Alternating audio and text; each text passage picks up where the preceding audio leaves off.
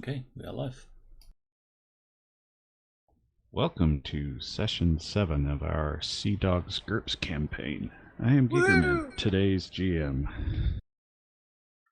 Be our guest. Yeah, don't do that. Put Gigermann service to the test. Now, it's just remarking internally that this being Session 7 means this is the longest campaign I've run in Olympus. Huh? You've run more than that. Not here. I've only run 6 here. So Generica was only 6? Slacker. Was that Brian? Generica was only 6? Yep. So that translates into you're a damn slacker. Well, I suppose you could infer that. Slacker! Right, any business to take care of? Yeah, actually, I realized I should have already done it, but I spent a point to add the gesture skill at above default. Right.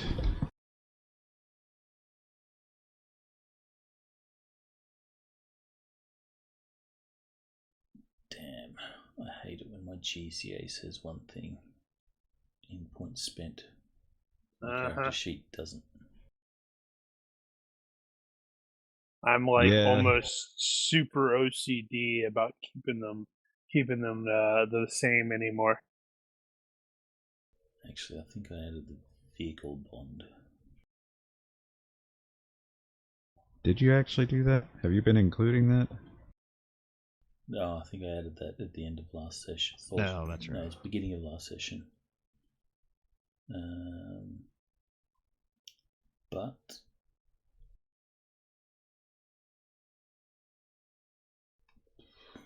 yeah, it's on my character sheet and it's spelled wrong. Well, there were a few things I wanted to clear up first. One being the whole research business with Hayden last week. I just wanted to clarify, in case it wasn't, that what you did discover after your research was that they did not pass through Santo Domingo. So that narrowed down the directions which they probably would have gone. We already knew they went west, however. Those two places. You didn't actually know they went that way. That was just a suggestion. But at this point you can say with a reasonable amount of certainty that they did not go east. So I've got in my notes, or at least not due east. Most likely gone to Havana or St. Augustine. Right, but that was just a guess. An educated guess, but a guess. So now it's more educated.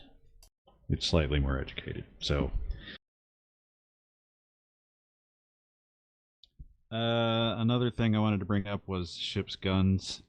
I know that I had mentioned it when we first started working on the campaign, but I wanted to re-mention it in case you guys had forgotten. So the ship currently has 4 guns, and those are 2-pounders, which are tiny. It has ports for 8, so you currently are at half the full number of guns that it is expected to carry. And where do we stand on how many of those we can crew at a time? I don't remember what the actual crew numbers are on those guns specifically, but I think it's probably going to be 2 men. Because they are relatively small. I think they weigh like it's a little over 200 pounds each. I don't know if that's with the carriage or without. Still, more than one, less than a full crew. Yeah. Now, if you guys were at war and fully crewed, you'd probably have 24 crew here instead of 12, and you'd have the extra men to run the guns.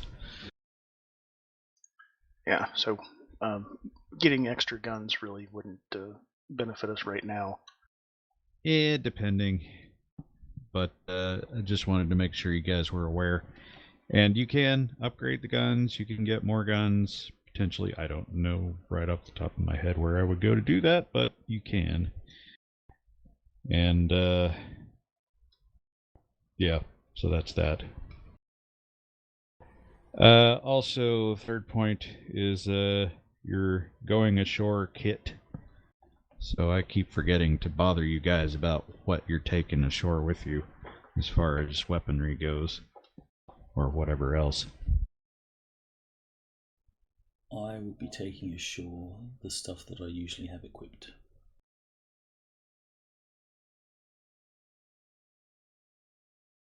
If you haven't already, it would be a good idea to establish some kind of SOP in that regard.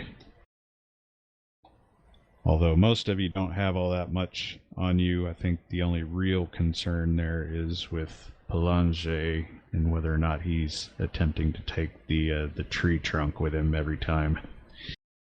If it's like going into town or something like that, then I won't. But if it's like we're coming up on an island that's we're like exploring for treasure or something of the like, then I will bring it in those cases. Kind of figured, but better to establish it up front. For sure. So now we've had the discussion.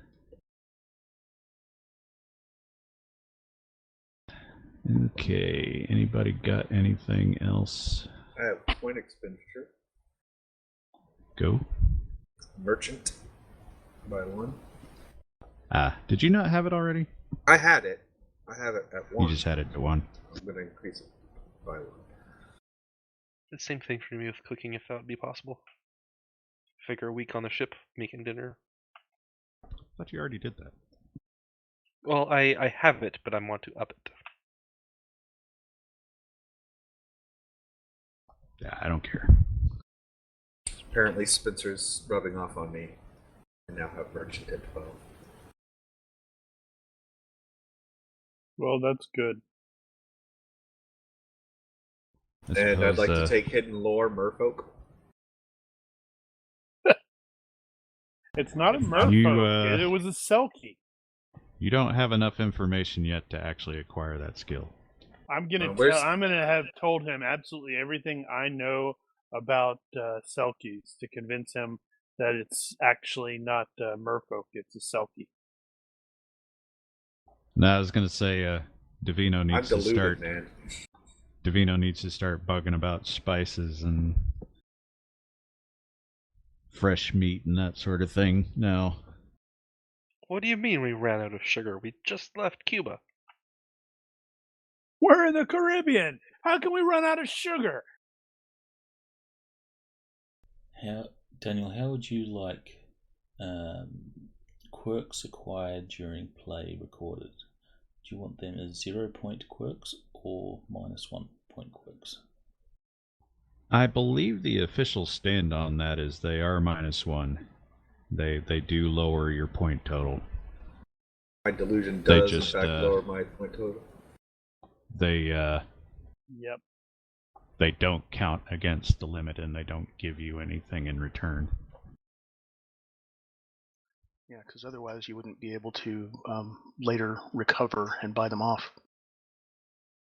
That's true. Cool, I'm a 169 point character then, with 1 point unspent. Yeah.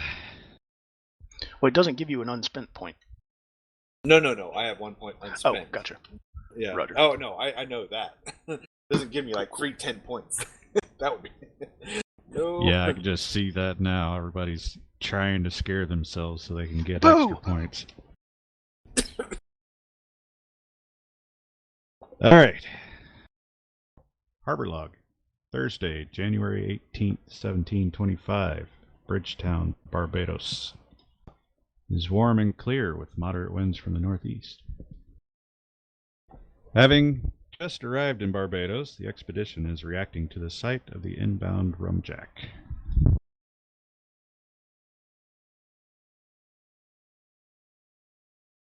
Well, some of us are. And I will do a thing here in a moment. Let's see. No, I was looking for the calendar. There, now it's official.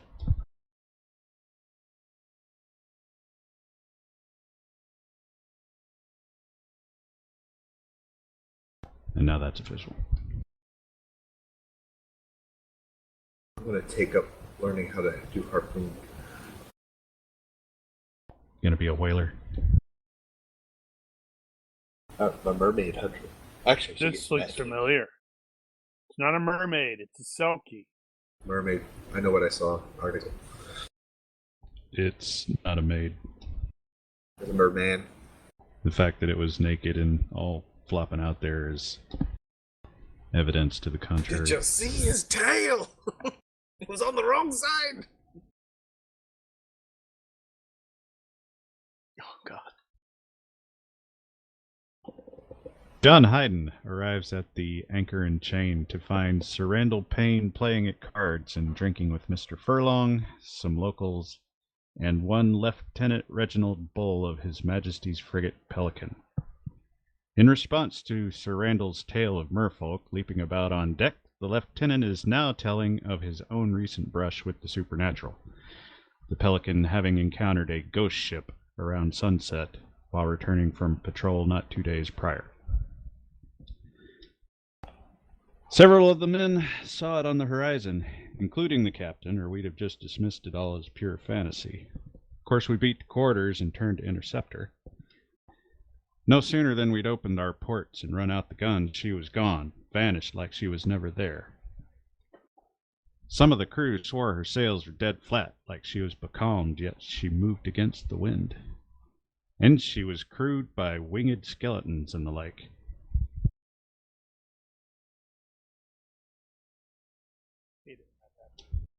I'm just joking about that last part. But it did disappear. No idea where she buggered off to.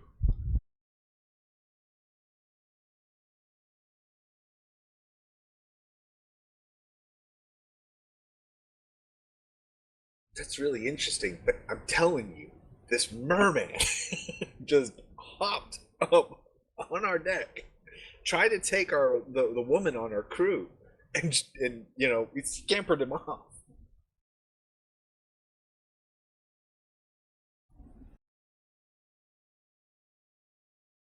Right, so you got Payne, Hayden, and Furlong here currently. Is this the one where Davino and Spencer entered? They will be entering shortly.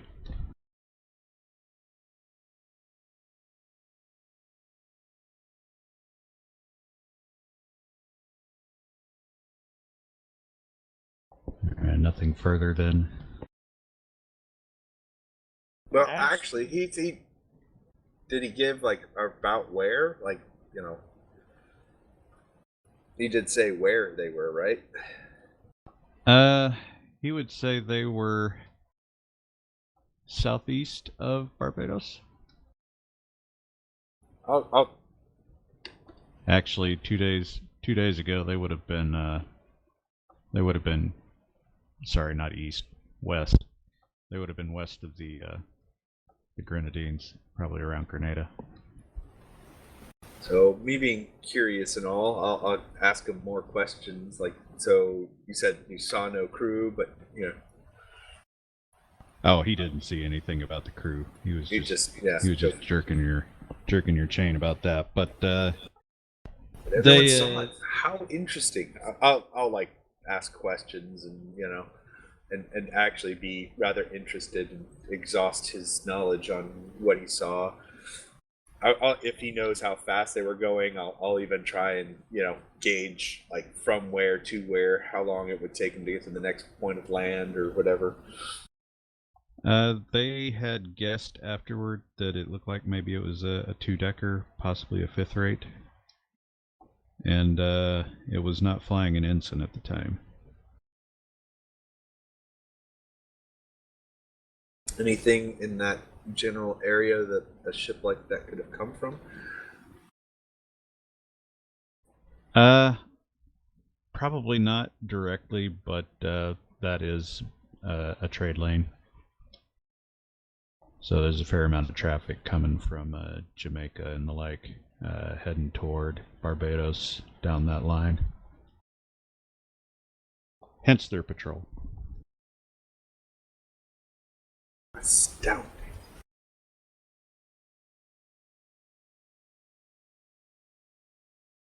All right, well, a little bit later, Mr. Pelanger and Mr. Spencer arrive at the same place. Dr. Well, I thought he wasn't actually a doctor.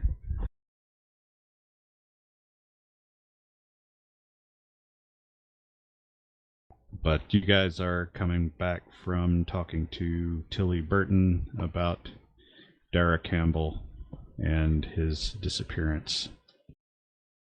And there's plenty of people here. She had told you that he used to hang out here, and she also gave you a description of the guy, best she could.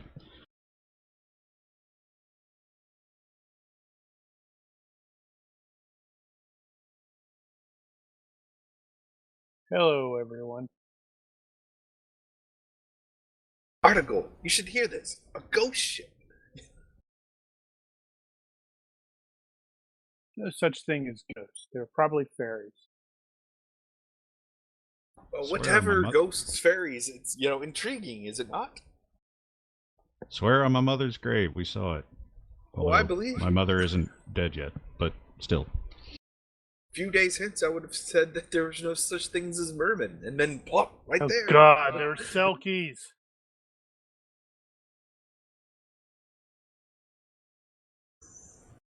But yes,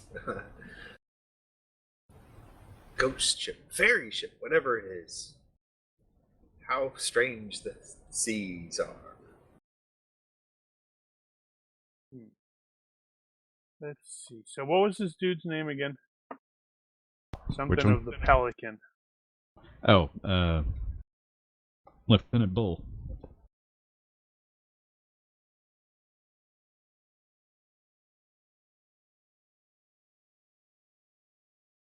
Right. What else could we want to find? Okay, so fifth rate. Have we encountered a fifth rate since we've set sail? Was the cutter classified as a fifth rate? No, the cutter is unrated.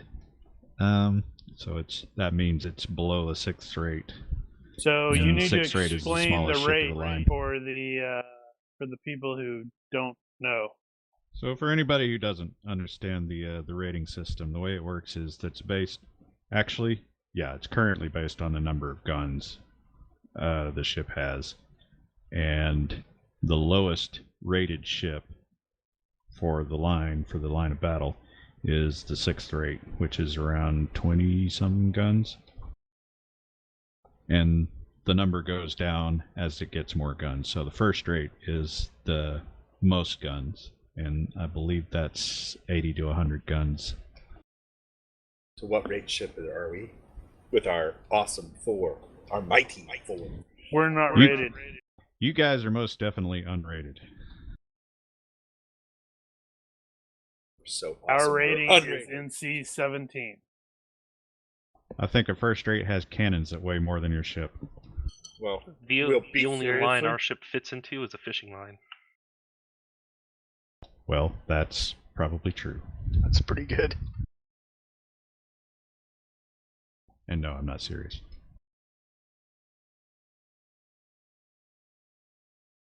Although it would be serious to say one of their guns has more poundage than all of yours.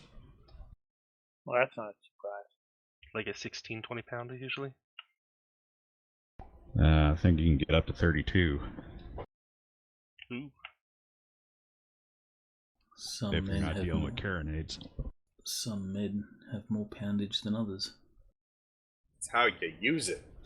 Your ma's been telling you stories about me again, eh? That sounds like Well a done. call for a duel. Sword fight! Yeah.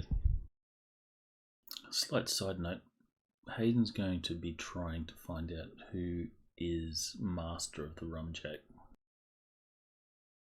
Do we don't those of us that are in the pub don't know the Rumjack has arrived yet. Nope. I think it was just Rogers who was aware because You he have was not there yet with been Dora. informed. Although I will mention that you did see the Pelican on your way in, and you know that's a 6th rate. And it is anchored out by the fort. That just doesn't seem like the kind of a name you'd give a ship of war. Pelican. Well, you know, depends on the ship. Depends on Let's see, the what meaning else are we- behind it. Like, pelicans are really good fishermen. Fisher birds. Trying to think of what else actually- we want to learn from them. Well, there was the question you came here to answer. Or rather, Divino came here to answer. Indeed. Right, we're looking for a dude. But he's been gone for like years, right? How long was it? Was it 2 years, I think? Yeah, a couple of years. These people aren't gonna. Well, this is a bar, so there might be some people. The bartender, at the very least. The guys here look like regulars, maybe. Not the sailor types. Maybe. Damn, they've been assigned here that long? I'm sorry. Oh, you mean the soldier? No. No, it's just the one Navy guy here currently. And no, he's not permanently assigned. Just out of curiosity, all the cities and stuff that we are visiting, have you bothered to do GURPS city stats for them? Good God, no. I have started putting them on the wiki though. Sort of like we were doing with Traveler, where we put the dates that visited and anything of particular interest that might have occurred there.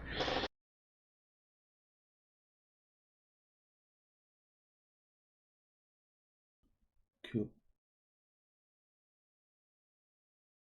Yeah, no, I'm not nearly comfortable enough with the GURPS stats to actually start doing that sort of thing. I have Slacker. data from other game systems that I'm referring to. It means we can attack them and they have no troop strength. That means their troops don't have any stats. Which means we win.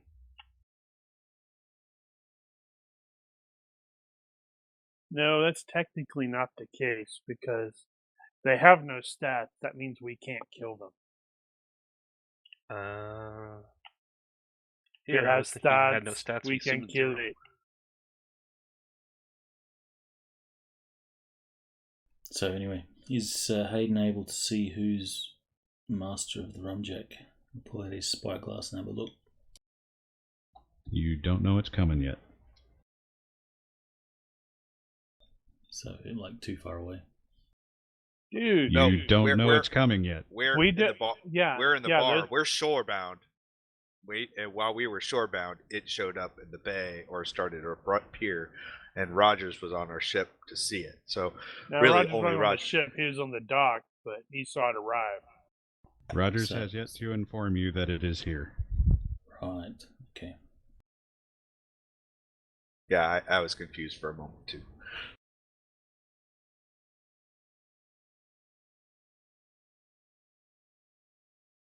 Well, all right. I guess Davino should get to asking about dude. Yes, if I remember correctly, we went to the woman's house. She auctioned off his things. We went to the courthouse and found. What was that? We did the courthouse before the woman. That's Oh, backwards. courthouse before. Okay. Oh, because we traced the record of sale to her, and then yes. And she said he hung out at this tavern quite a bit, being right Yes. across the street and all. Okay, then I will go ask the bartender if. I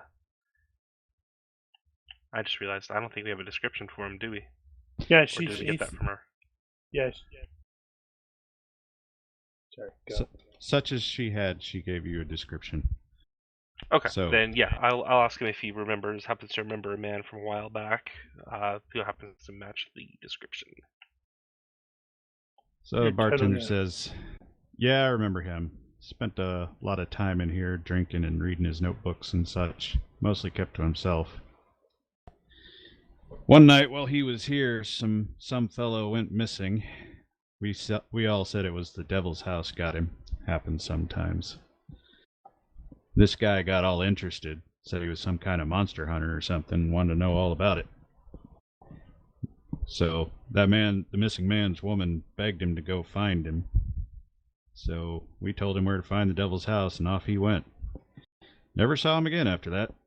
Devil's house got another one." Speaking of this devil's house, where is this devil's house? Well, it's over that way outside of town, and he'll give you some basic directions, and then strongly recommend you never ever go there for obvious reasons. That Don't means go we're to the definitely Moat going House. to go there. So, and then the other part is you mentioned his woman. Was that the woman he was renting the room from across the street, or? No, that wasn't his woman. That was the woman of the guy that went missing previously that he went to investigate.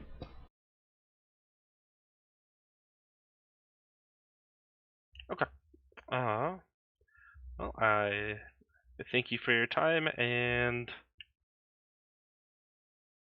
round for the inn. Why not? Whoa. Well, you're just going to throw all that money out, aren't you? Yeah. Don't want to track cut purses at all. But shh. Sorry, Spencer, you're no longer my best friend. Davino is. And then Mr. Buck Rogers shows up at the tavern and has something to say. Better to burn out than to fade away. Just saw the Rumjack coming into port. What are you guys up to in here? Free drink? Don't mind if I I'll do. end up blow. Yeah, I blow off the foam of my beard. Like, what?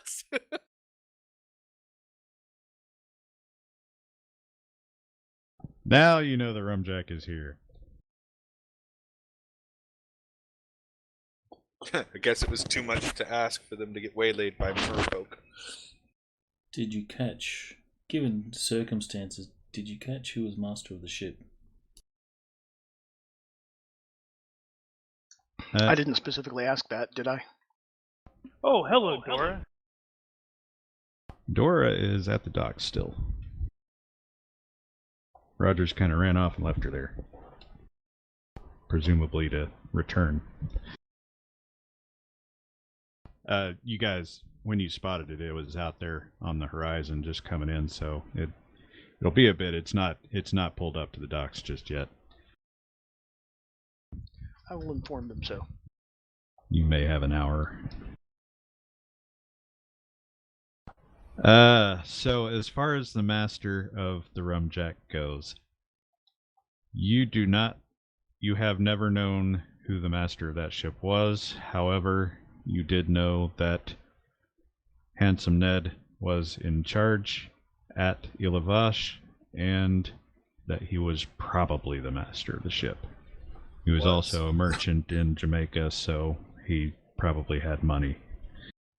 So how does maritime law jump into? Like, would they have a claim against us if they were to, like, argue that we murdered him? They would likely have to explain why they were there in the first place. Okay, so I'm just kind of like doing the, over there with my fingers going, if this, then... Oh, no, I'm good. Although you could inevitably ask Dr. Spencer about his legal opinion.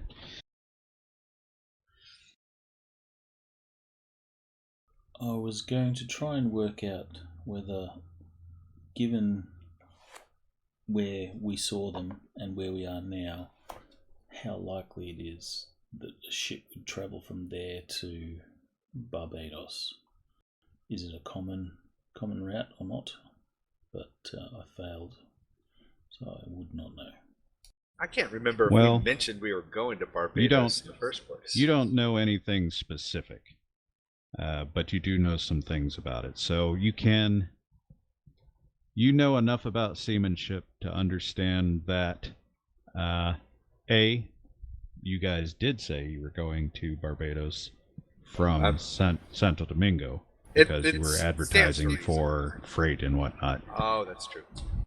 So, if they followed the coast in the general direction you guys went, or they guessed correctly, they could have made it to Santo Domingo and found out where you were going. You didn't see them at Santo Domingo, so they would have had to have arrived after you left. And given that it's a cutter and a fore and aft rig, then they would have had a slight speed advantage heading into the wind to get here. So they would have had to have been on the ball, but it is possible. Sounds good.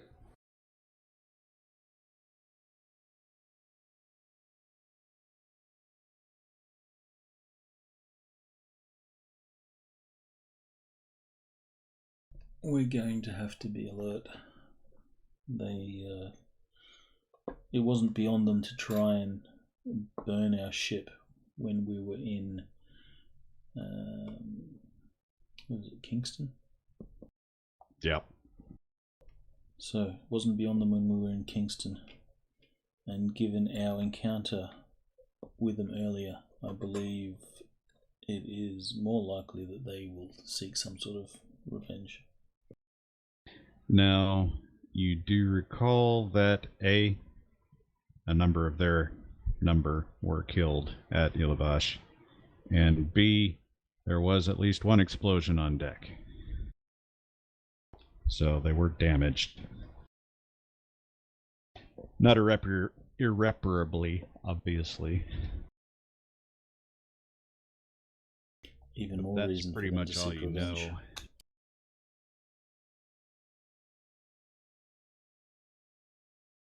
So, with that, what now?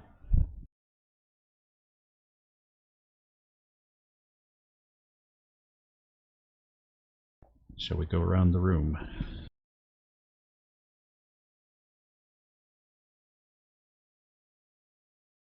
It sounds like Davino wants to go to a ghost house.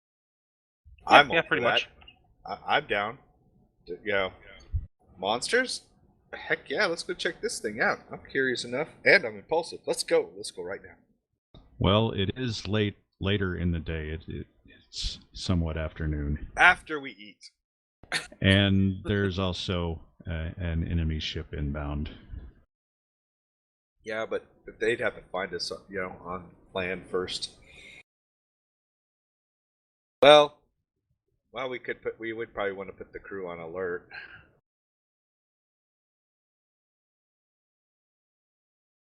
It's not likely they're going to just start opening up on our ship in the port. That would be unlikely. There are a number of forts here and at least one naval ship of the line. So, if they were going to do anything, I'm guessing another attempt at sabotage, or try and catch us with our proverbial pants down while we're on land. Or literal pants down. Or literal pants down. I wonder if we could head them off the pass and go speak with the magistrate and say, Just give the magistrate some, heads up that some unsavory types have just landed in port. Well, we can tell the lieutenant of the British ship too. He's sitting right here. Voila!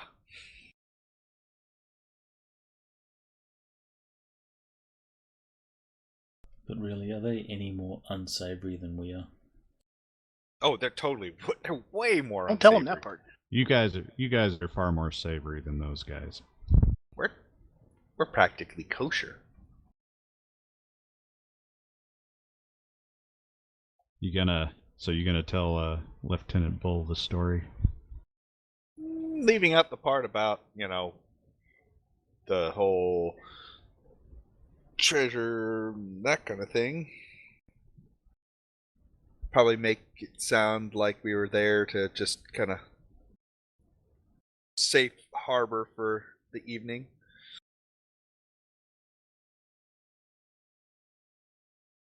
Oh yeah. I can pass the word up to Captain Lockhart. At the mention of the name Lockhart, Hayden will recall that there was a poor unfortunate middy who didn't get a promotion because he was an obstacle to yours at the time. And he never quite forgave you for that.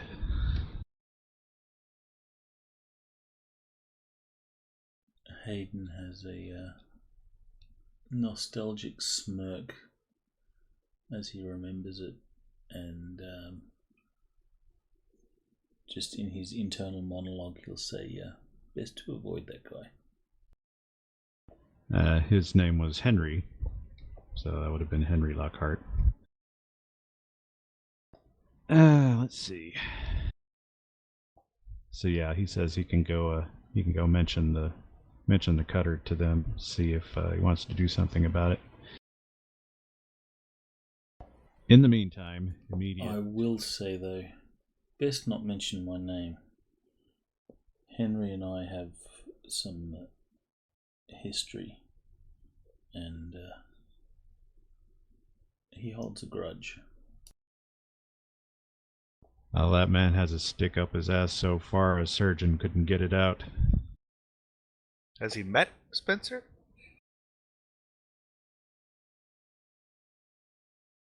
Who is I'll bet that's a totally good not story. paying attention to you because he's distracted.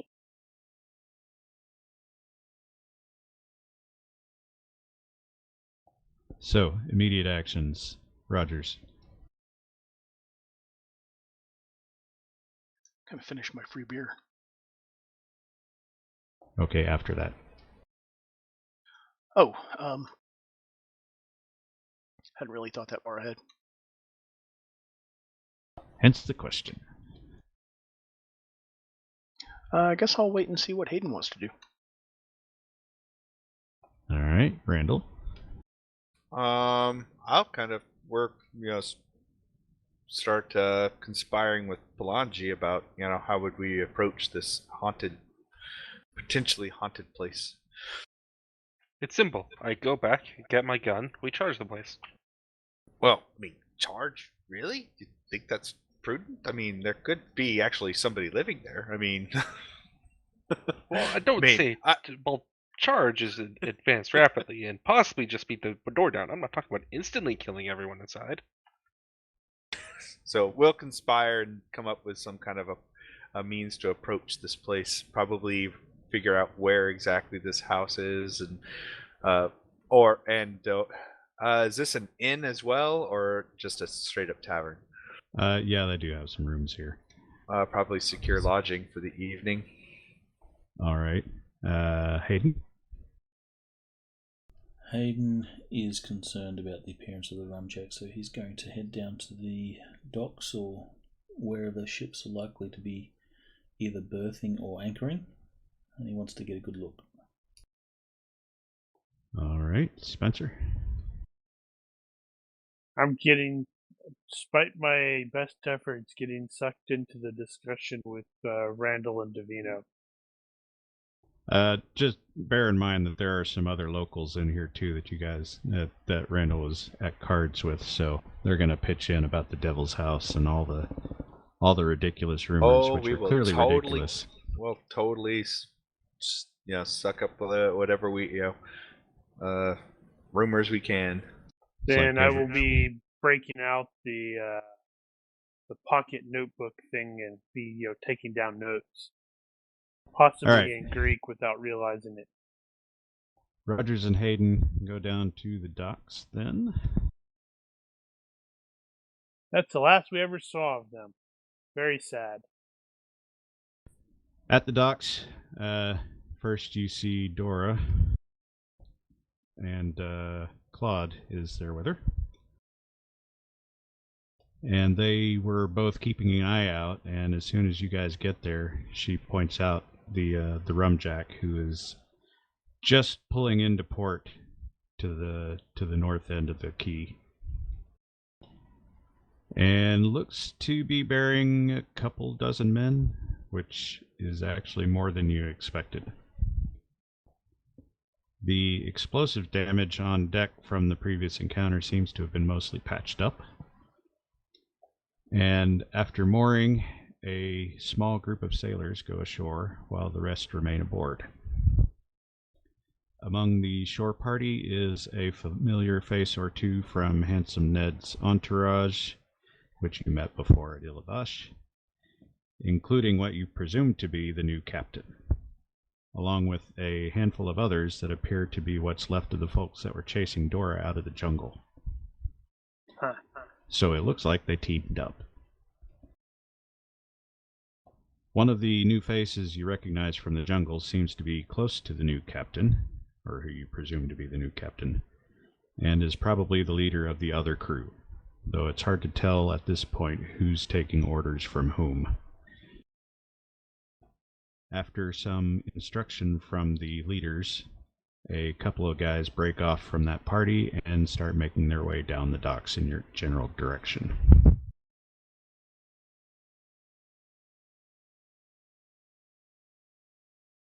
So it was Claude that was with us. Yeah. Aiden will say... Actually, let me try and find his name.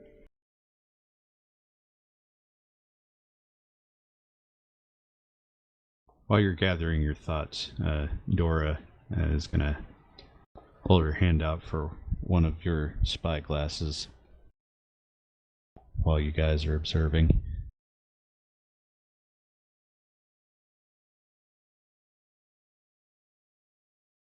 Unless you're trying to be more discreet about that.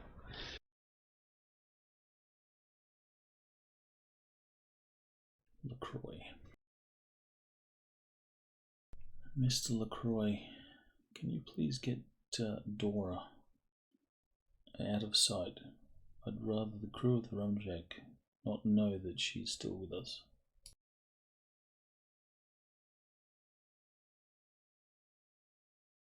Perhaps you can join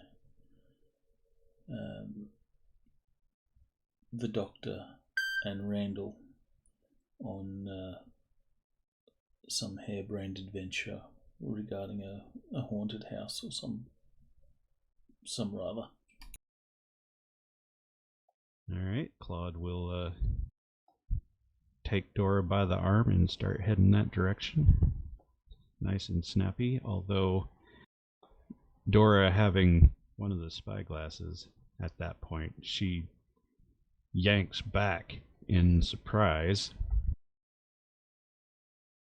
and she points at the in the general direction of the shore party, and she looks very angry.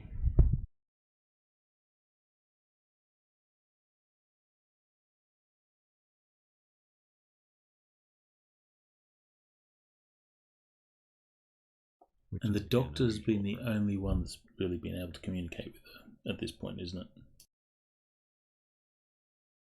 it? Well, he's the only one who's been able to actually speak to her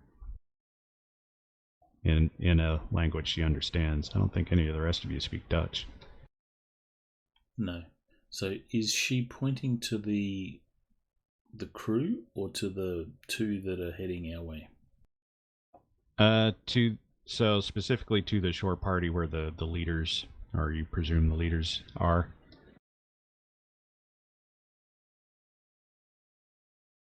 And as you're taking notice, she will point again at that group and cross her wrists like they were bound.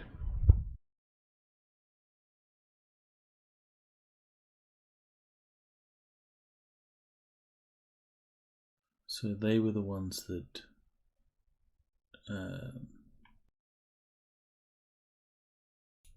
captured you. Kidnapped. I can't remember what the case was with her. Whatever. You guys didn't even know, because she couldn't tell you. So Hayden says that, kind of realizing that she has no idea what he's saying.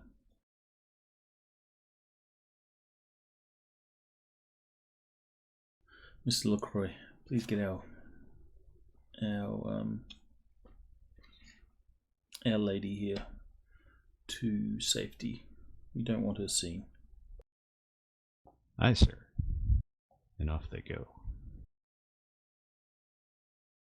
And gives the spyglass back. Now, as you guys are observing, you can give me a per-based seamanship roll, if you please.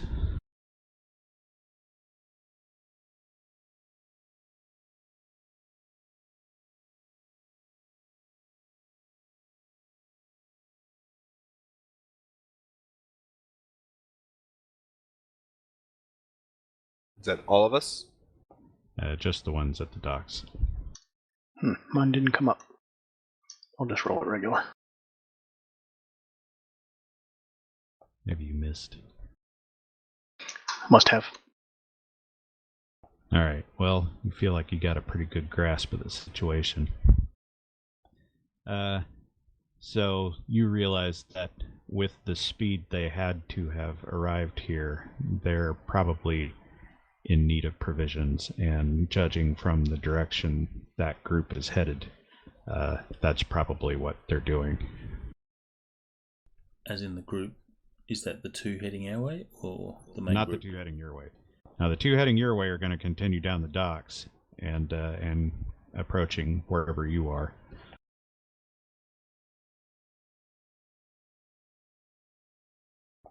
Also,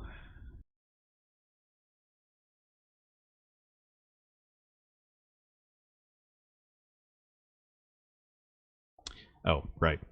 And you also notice that the crew that is still aboard the ship do not appear to be settling in. Like they're not planning on hanging around long.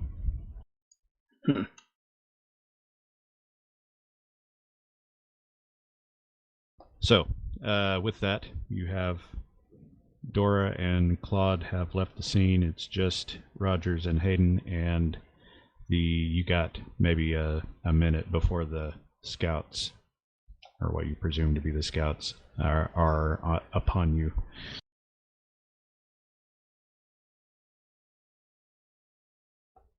Are you going to be vacating?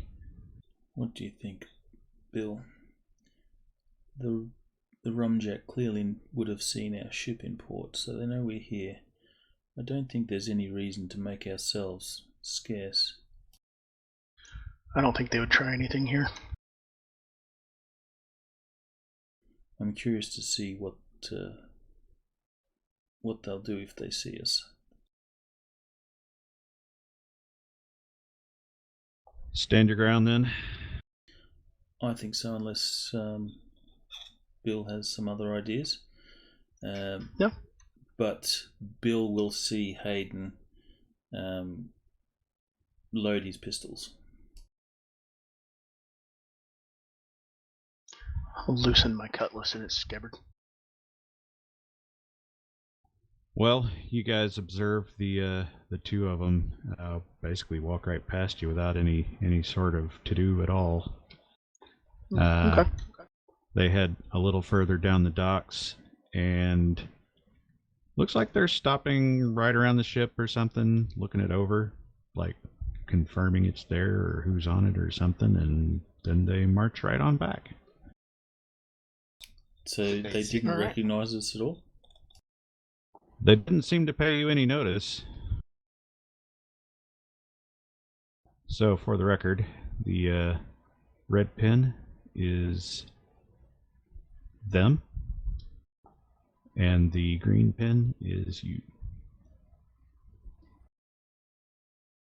Or rather, the Ships. the ship. So, I'm presuming you guys are somewhere in between.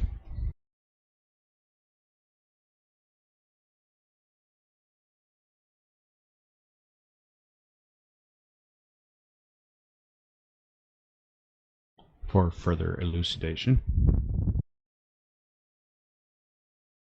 Same pins. The tavern is at the magenta pin.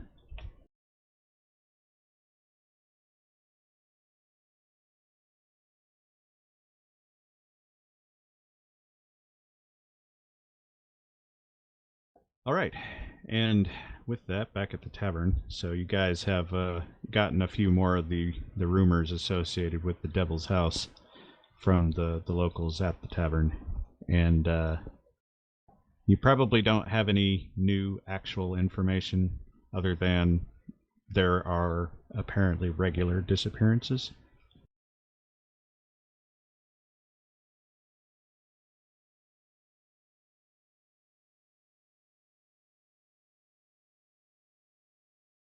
Although they're usually slaves or something. Occasionally a white guy.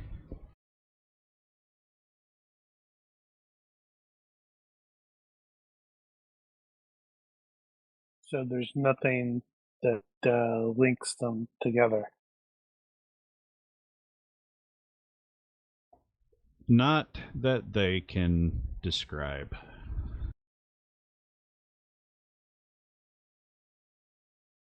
And to be fair, from all their descriptions, there's really no reason for them to suspect that that house has anything to do with it either. That just happens to be what they blame on it. You know how this goes, but... Bunch of slackers. Okay. Well,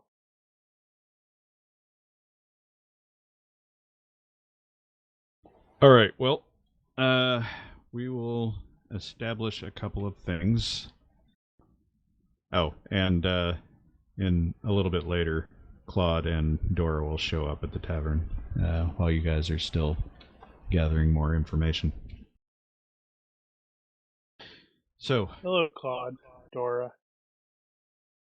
how and when will the rest of the crew be informed of the presence of the Rumjack?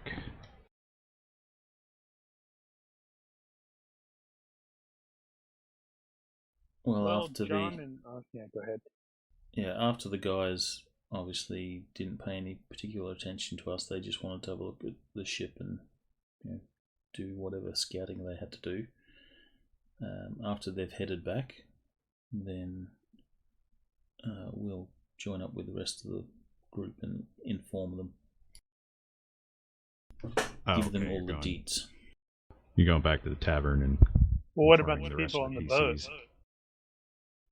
Well, are we in a... So we're actually at a berth. So we'll let the people on board know as well. Okay, so you're going to go over to the ship, let them know, and then go back to the tavern?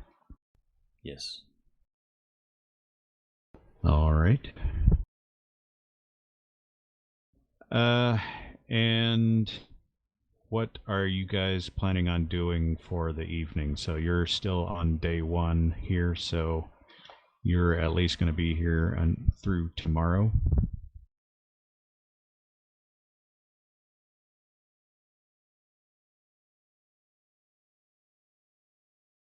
Well, we're going to keep a careful watch, of course, to make sure they don't try to do anything sneaky during the night.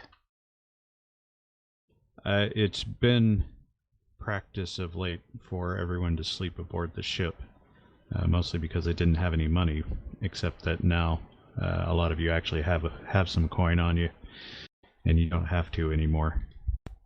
But given the presence of the Rumjack, one might expect a watch of some sort.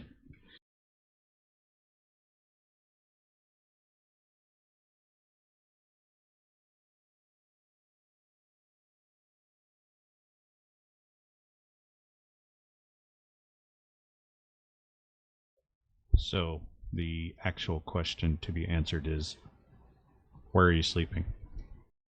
And with whom, although not in that way. I think it'd be prudent for us to sleep on board.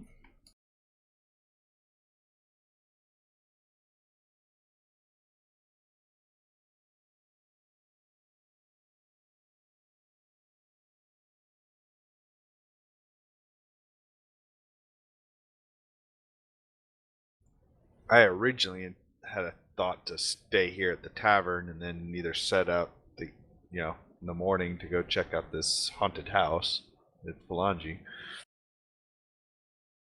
Kind of giving very little mind to the Rumjack under the assumption that, there's little they can do to us while we're here.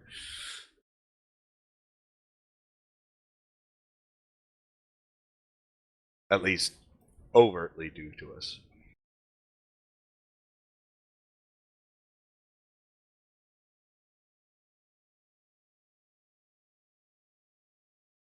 It's probably worth noting for the record that the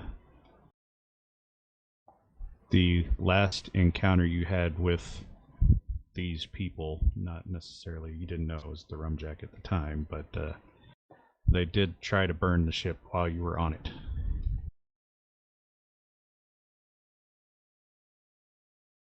So there is that to consider.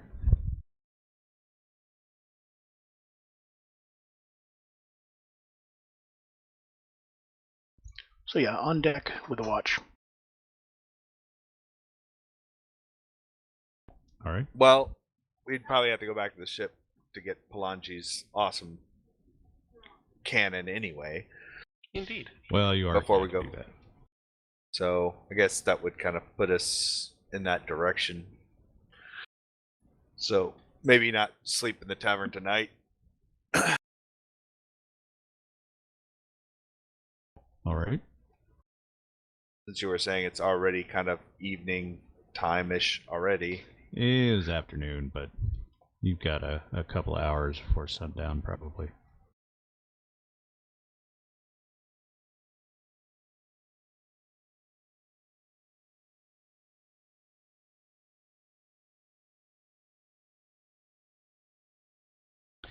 Anybody with a different plan? I think we should also get Henry to keep an eye on their ship.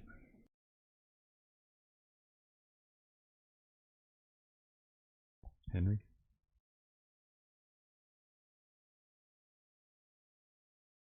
Actually, we'd have to rotate watches, so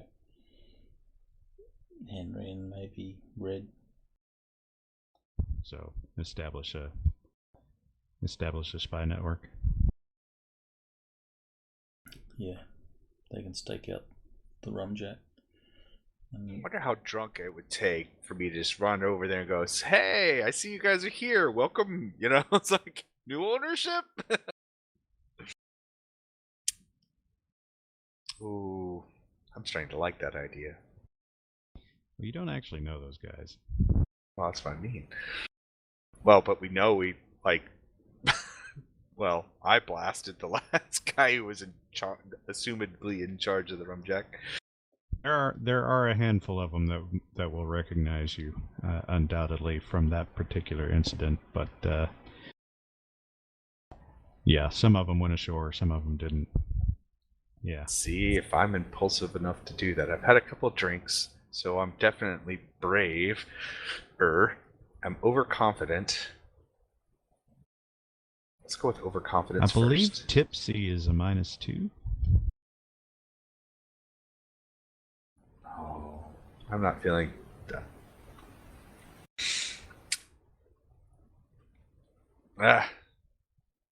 I probably say it out loud, but then, it's like, you know what we should do to Avino?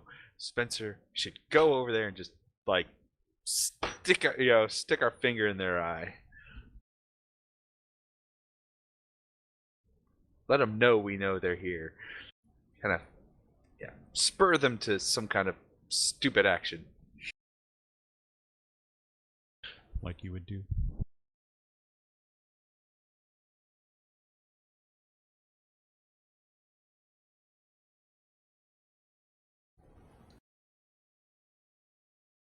All right. Let's see. So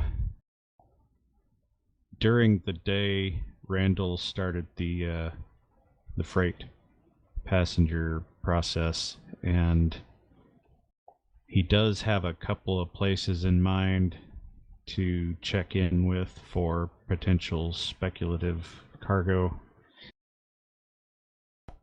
Although those associated meetings and inspections would occur tomorrow. So you'll be expecting to do that at some point. And after dark, you guys head back out to the ship eventually to tuck in for the night. And turns out that Mogridge, who had been given Henry to overwatch him, ended up taking Henry to a brothel and getting him relieved of his cherry. Oh boy. So Henry's in a good mood.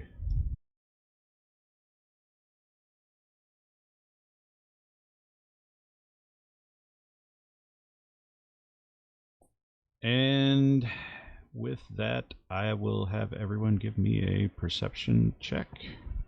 Or I suppose observation would work as well.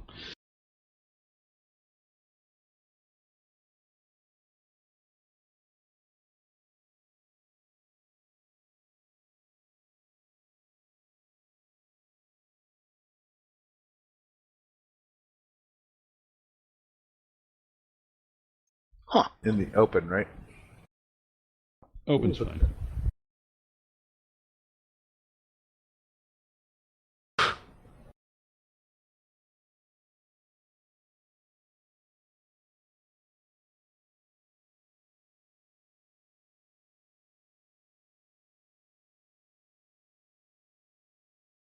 Let's see, what do we got? We're missing Spencer, who is away.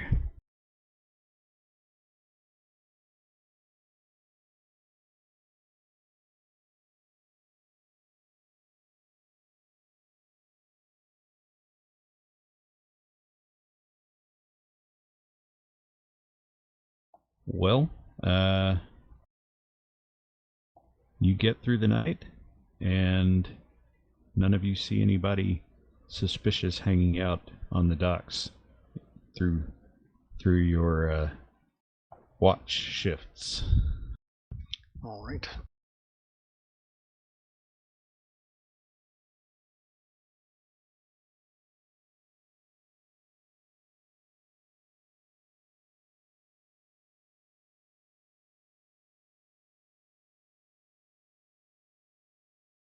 And thus, the next day.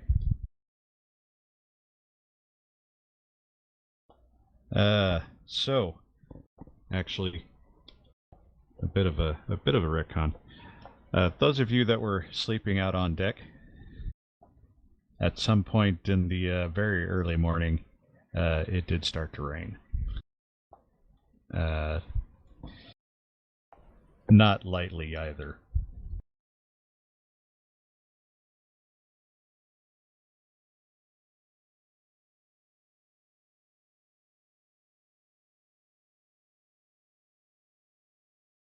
All right. But that did clear off. So, with that, the morning of the 19th, I need to know what everybody's planning on doing for the day. And what I know of at this point is Randall has arranged for a couple of meetings with potential sellers today. Yes. And you also want to hit up the Devil's House. You were talking about doing that in the morning. Are you going to try to do that first? Well, considering that we, business probably, if Article were squawking in my ear, business would take precedent over, pleasure. So I think I'm going to have to, exactly. I'd never hear the end of it from Spencer. What were the observation rolls for? Watch last night. Yeah, I might as well throw one.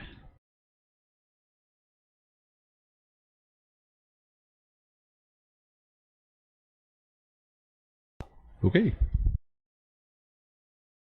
Speaking of, did you hear the part about the rain? I did not. Yeah, I can it rained vaguely last hear night. something about the sick dude taking Spider Monkey to the brothel, but Yeah, it rained last night, so anybody that was sleeping out on deck, stop sleeping out on deck, more than likely. Unless you just like the feel of rain on your face. Like a brave man. and then I have to visit you because you're sick.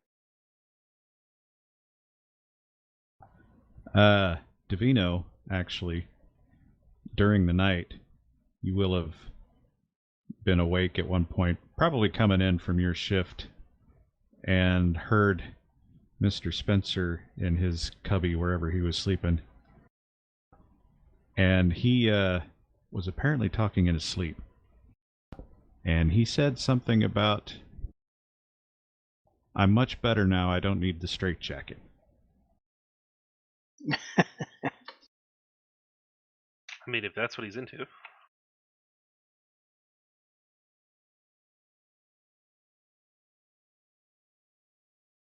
They used straight jackets in 1725. Yeah, I think so. 1724. I think so.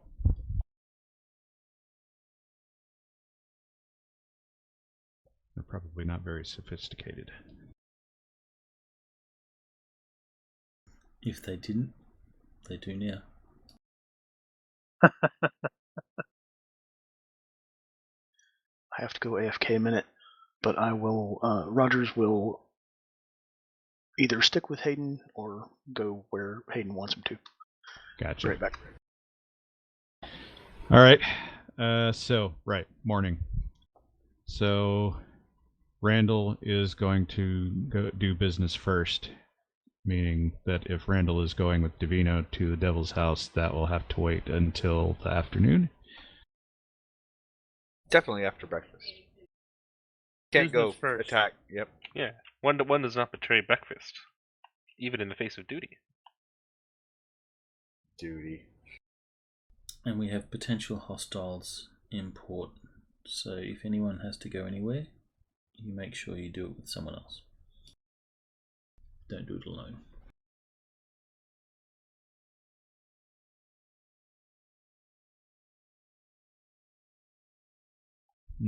Okay, so I'm putting Randall's already there for the trade.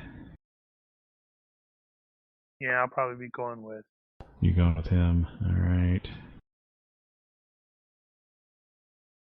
I didn't actually share that again. Let's see. Rogers is sticking with Hayden wherever Hayden's going. What's Hayden planning on doing today?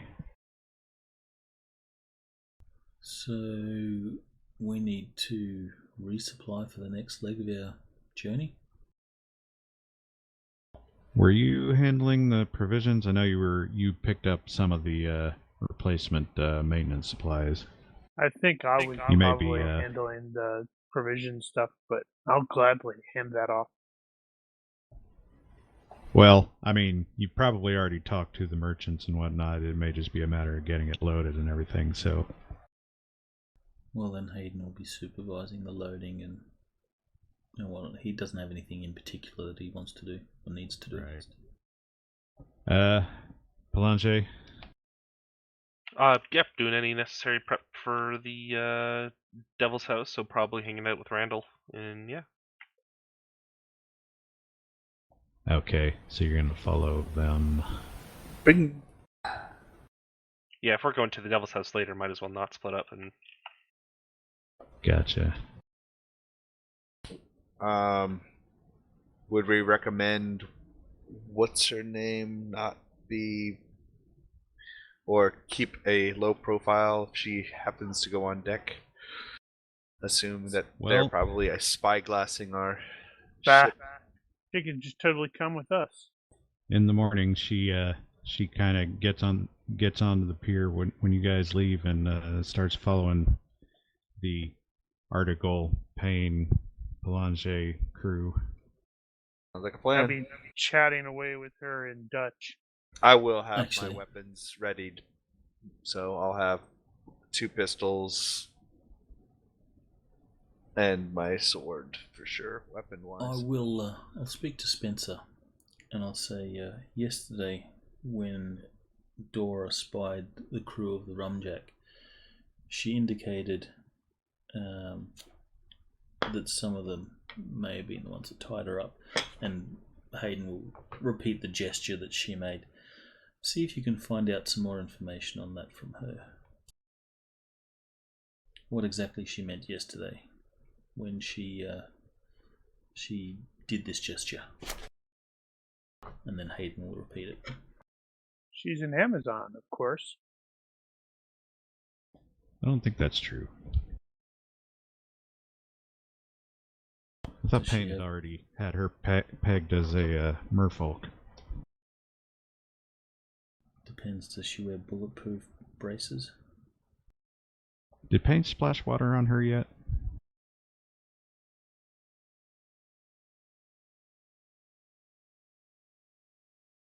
Alright, he wandered off. Oh, no, I've not done that. Payne? No, I thought you wandered off. I wouldn't have splashed water on her. I thought you were going to do that. No, I don't quite... I don't recall seeing the eye contact between the two of her and the other dude. I just note that I'm just convinced that's true, that he was a merman and like came out of the water, and mer people, when they're out of the water, they have legs. So they're adding to my delusion. So mer people can look like humans when they're on land. Alright, well, I will take a freight handling... freight handling from either Rogers or Hayden, and I don't know which one of them actually has any. I'll do that. We took the freight handling guy with us. Aha! Yes, Rogers has it if you don't. Rogers will have to roll. Alright. Into the box. Alright. Or not in the box. Into the box! There you go. Alright, so you guys get the stuff loaded. It takes a little longer than you expected. You usually have Palange handle that.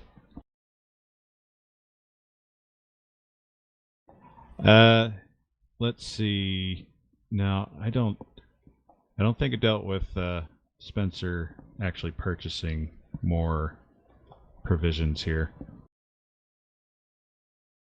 Right, yeah, because I immediately went to Sistine Divino's, so I don't see why I couldn't necessarily do that while dealing with the merchant stuff as well. True. Alright, you don't need to make a roll to find provisions, but we have the pricing. So I would like to pay as little as possible. I believe last time you spent 300 GURPS on that, and that was a little high. Here it's not so bad. Let's see, you were getting a half ton, I think. You doing that again, just getting a week? Yeah, I think we just spent a week, yeah. Okay, so that'd be 250 GURPS.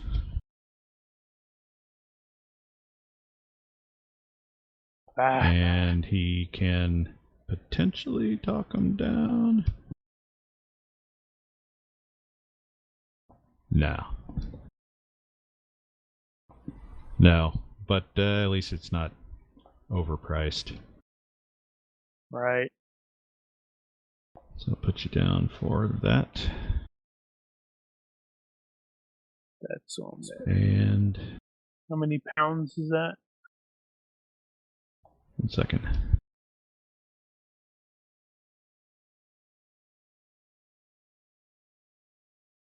Why did I have that on there twice? That was, hold on. Blah, blah, blah.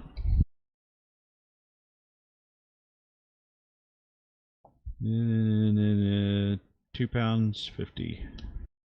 Or, I guess it would be written as £2. Yeah, that would actually be 50. 50 shillings. All right. Well, you'll have to fix the parcel since we can't. Oh, right. I have to let Sir Randall know of what our monetary status is. I think we're still it'll be 263 pounds and some shillings. I have no idea how many shillings are in a pound. Okay. Et cetera, et cetera. So I went ahead and put it down for a little bit more for the maintenance cost. You're only like halfway through the month, but wait. Yeah. So your total is going to be 262 and 18 shillings.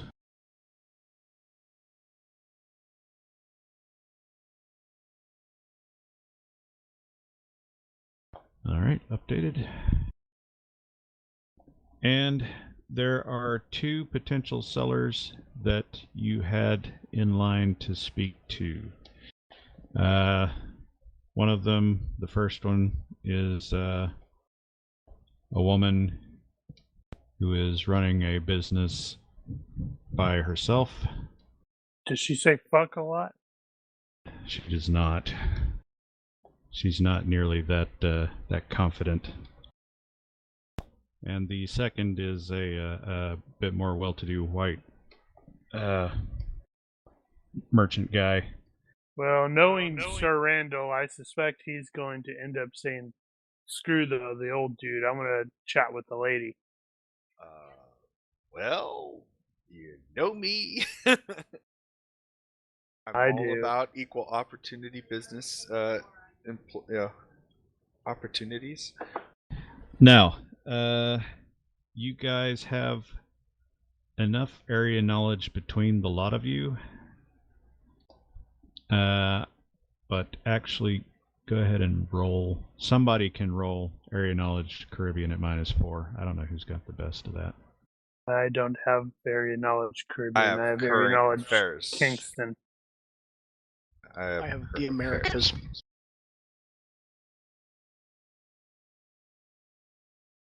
I think Americas would end up being at -6. Seems fair.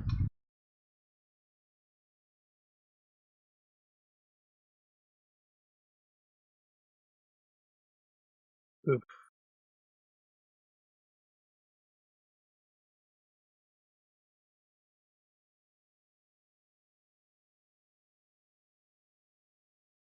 And I suspect knowledge Kingston would also be -6.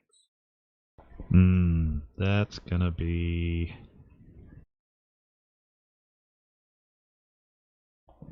minus. Hold on.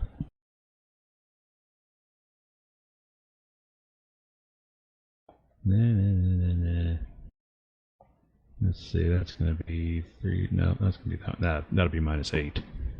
Oof.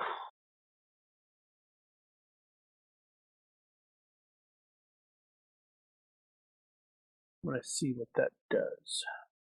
That's gonna be tough. Well, you never know. That gives me an effective skill of 6. Woohoo! Not today. Wait. Oh, Whoops. you put +8. I did. I did put minus initially. I don't know why it took it wrong. That's weird. Yeah. Yeah, that's clearly not a success. So you guys don't know enough about the situation between here and St. Kitts to know what to purchase specifically. So you're just kind of guessing. Suppose you could ask the person you're talking to if that's something that you could sell in St. Kitts or whatever, but Well, I mean that's where we know where it's our next destination. So, yeah, probably something we'd bring up is like anything that you'd like, that You've got selling area knowledge, Mark. I have area knowledge. Default. You should have it at default. I have it at default. Oh, so that's a -8. So, yeah. Might as well Well- see if maybe you can get really lucky. You Tried. didn't. no, not really. Not really. Okay, so you're gonna talk to the woman first. Oh yeah.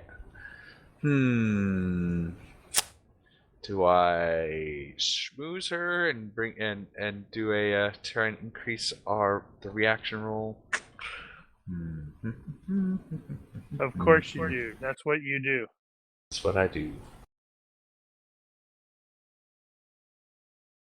That's an interesting question. Is my sex appeal already included? Yes. Or good looks, and I have an honest face. Oh.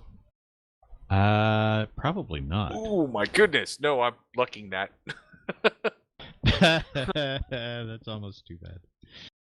As we cut to the next scene of the city guard chasing after him, going, "Catch the rapist!" He's like, "No, I said hello."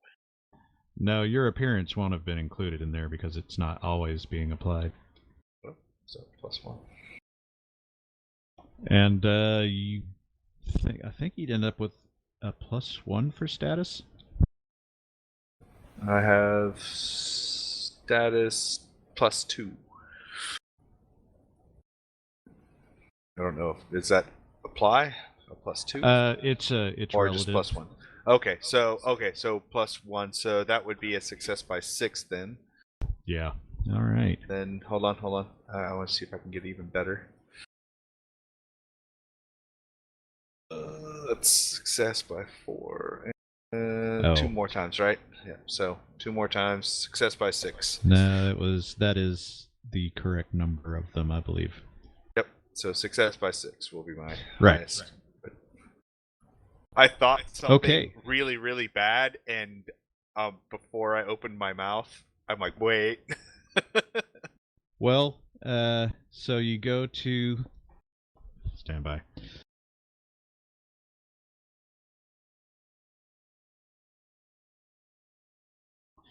Forgot my graphics. So you go to the trading house and meet with the woman that you had identified yesterday, and she shows you her stores. Oh yeah. And Yeah, you're she looking does. at the stuff, and you're kind of having to ask a little bit of, what do you think would sell in St. Kitts, you think? And she's not what you would consider hot, but she does mention the fact that she's not married anymore.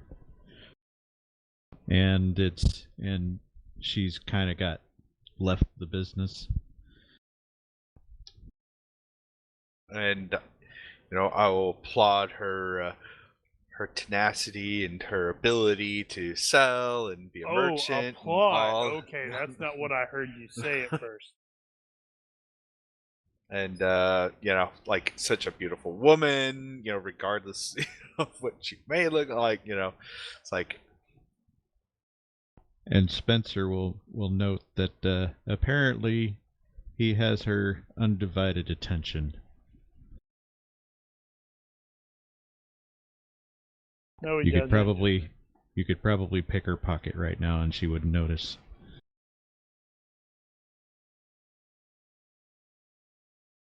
At any rate, you could probably ask your price at this point.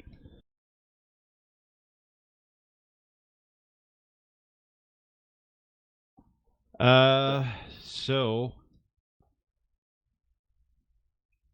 let's see. So you are gonna ask her what's probably gonna sell better. At which point she will tell you that they have a need for textiles there, and she has cotton. Outstanding. So I'm gonna call that goods, and have that at 1250 GURPS per ton, which is quite a bit.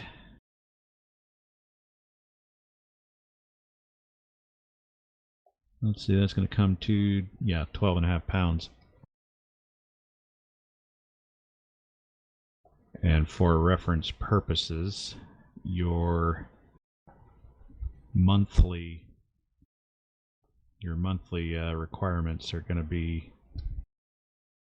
about 1/10 of that. So that's not right. Sorry, wrong thing.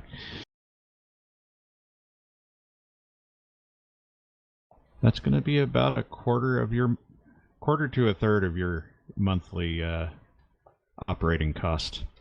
Right, but that our current hope is that right, we will be able to make a profit off of this pretty well. I'm totally, when we get in there, when we get to St. Kitts, I'm totally gonna go, hey, serendipitously, I need to find a dude who is desperate for some cotton right now. So with the monthly overage that you had for the voyage itself, you've got enough to get a few tons of that, probably, if you wanted. And she can get you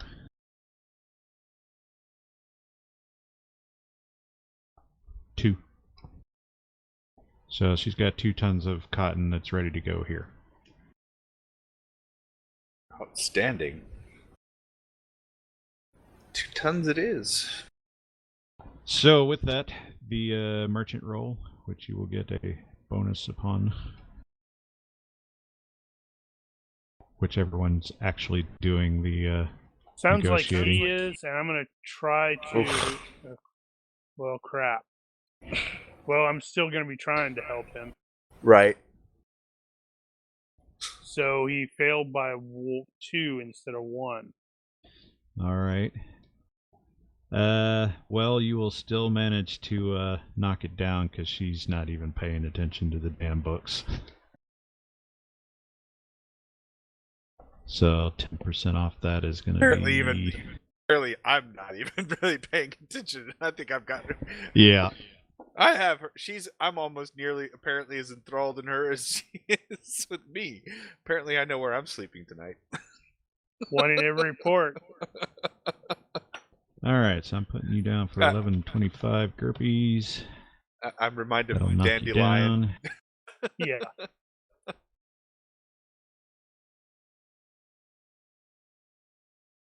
I'm going to be engaged 51, before I leave here.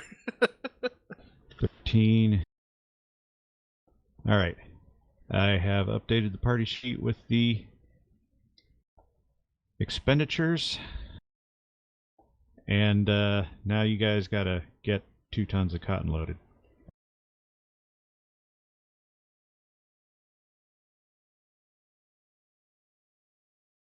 Will you be visiting the other guy, or are you satisfied? Oh, yeah. We'll visit the other guy, too. How much, hold on. I guess I should look at the vehicle thing to see. I was wondering, how much actual tonnage can we actually carry? You guys got quite a bit of room for that. So 2 tons of goods. I don't is, see a cargo option. what are you looking at? The vehicle. In the fantasy grounds? Yeah. Okay, I'm looking at the spreadsheet. I've got the Okay. tonnage on there. That would require you guys me to got do something else. You start out with 47 tons. You've got a ton of food and plenty of room. Not even nearly full. All right, so you talk to the other guy. You got an angle on him. Yep. He's going to single? do the exact same thing. Well, actually, is he single? Oh my god. Because I can play matchmaker. I see. Okay. Yeah, that's better. No, Yeah, he because is I was not. like, really, though. dude? Dang it! Is he in a bad marriage?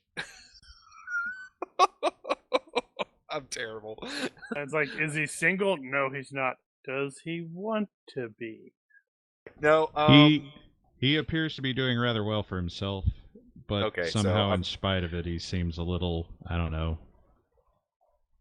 bored. Bored, you say? So I will come at this one in a more let's get him out and have some fun, maybe? Is that a carousing kind of thing? You can do that. I'm definitely gonna need to raise my carousing after this. It's gonna take you a little longer to do that, but you can do that. That'll get you your +2.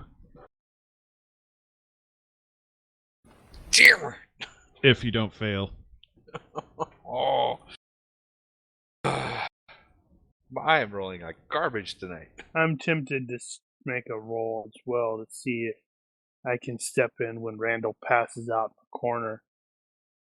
Well, you might be able to make the buy anyway. He never could hold his drink.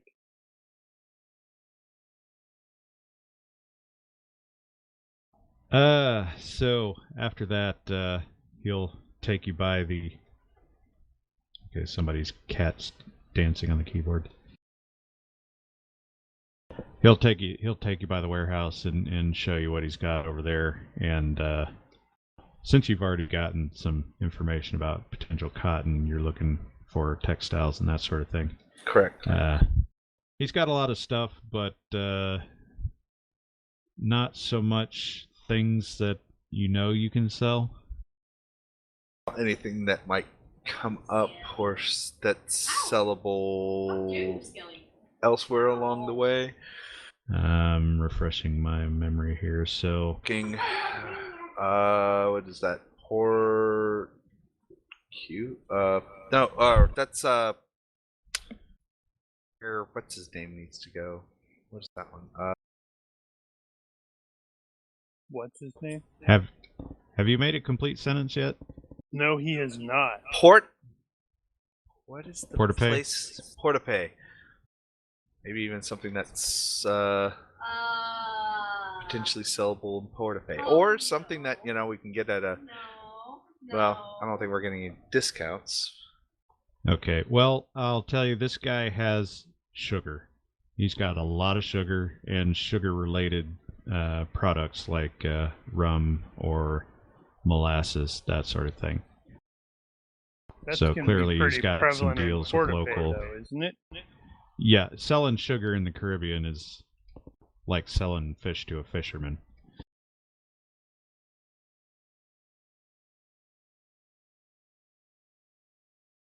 But you never know. Also, if you get enough rum, I mean, you can sometimes sell that, but it's kind of hard. People make rum here locally, so. Are those the only things that he's selling? Yeah, that's pretty much the bulk of his business. Nerds. I'm wondering if even just buying some rum for the ship and then for other encounters, using it as our, hey, if we meet ships on Walking at around sea, money. yeah, kind of like our, hey, welcome aboard. Here's a little bit of rum, or hey, we want to make nice with you. Here's a little bit of rum. Well, That how kind of much of it do you want? I wouldn't say ton sounds like a whole lot, but I don't know. Yeah, it sounds like a whole lot off the top of your head, but actually, the tons burthen, that ton is based on a cask of Bordeaux wine, I think. So 1 cask of it.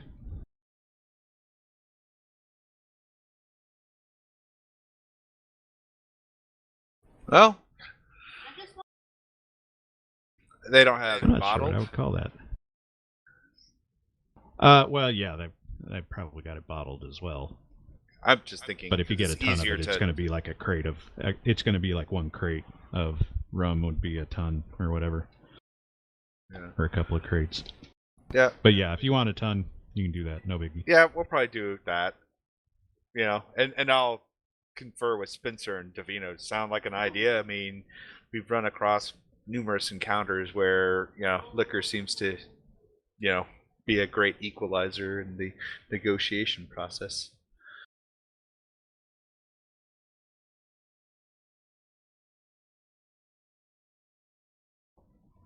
And since Palange is hanging out with you guys, you can always send him to go fetch Hayden and Rogers and have them start sorting out the loading. Yeah, I'm gonna make some assumptions on the cost of that rum. I'm guessing that's gonna be, yeah, we'll call that sugar prices. That probably makes sense. So about half what you paid for the goods. Sounds good to me. So, negotiating the price for 1 ton of rum. Yep. Well, let's see. So is Randall still taking the lead? I will assist. All right, you got the assist, which will make up for the carousing fail. Don't fail.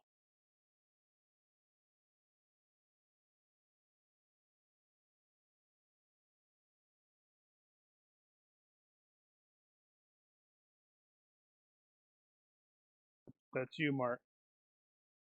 Here we go. Whew. My goodness. I'm getting That's all better. kind of nervous now. All right. And I am going to make a note of that. That's going to be... Oh, come on. Oh, okay. I see how you're doing that. Goods, and such like that. Gotcha. Yeah. Let's see. Right, so that one was going to be...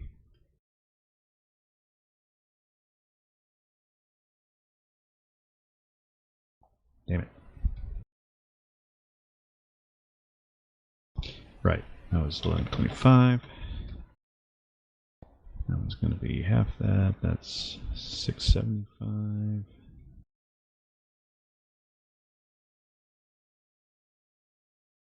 All right, that will work. And the additional monies to be added to that is that. And now we are down to 244 pounds and 18 shillings. All right, you bought some stuff. Yay! Yay! You look like merchants. You're starting to feel like merchants. By the way, the lady merchant is probably expecting to see you later. Oh, and I take one of those bottles out of the thing and going, there you this go. bottle I'm going to take with me. I might need it.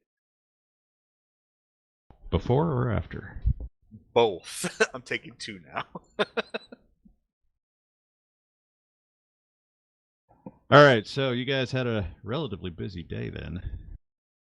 I will have all of you make a perception check or observation if you prefer. Box or not. You can go ahead and roll it open. Probably should have made that box, but never mind. We missing anybody? Missing Rogers. Carry back yet? Rolled it in the box. Oh, that's why because it looked different from everyone else's. Well, that was good thinking on your part. Let's see what we got here. Boy, some of you guys aren't very perceptive today. I'm never very perceptive. I'm absent-minded. That's true. I probably blew all my bad rolls, I'm hoping, early. Okay, and so Hayden will have noticed at least a couple of times during the day that you were definitely being watched. Specifically, since you guys were out at the docks overseeing loading and that sort of thing, you definitely saw they had a lookout posted. The Rumjack crew did.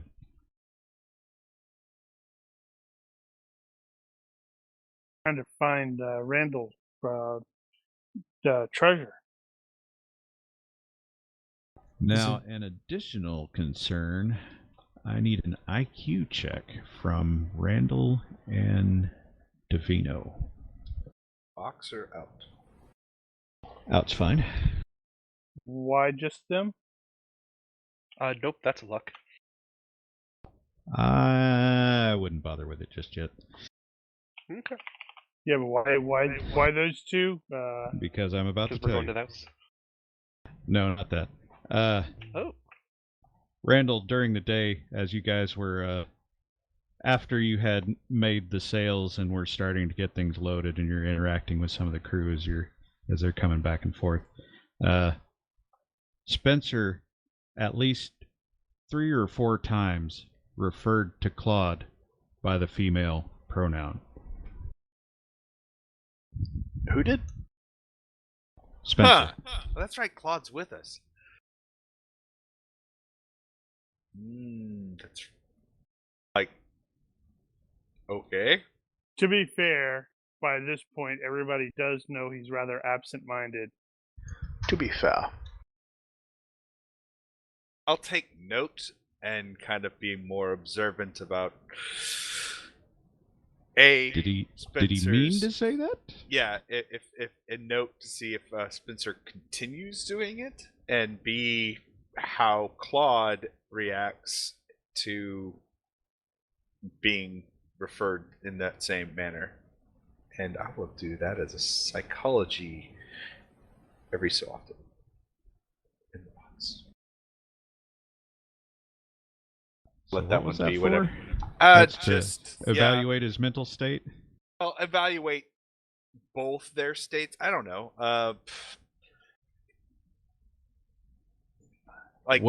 Did he mean it, or was he just? I guess did it seem intentional or non-intentional, or yeah?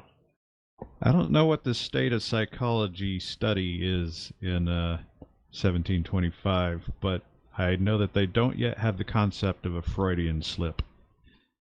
But that doesn't mean they didn't know that sort of thing happens. Right.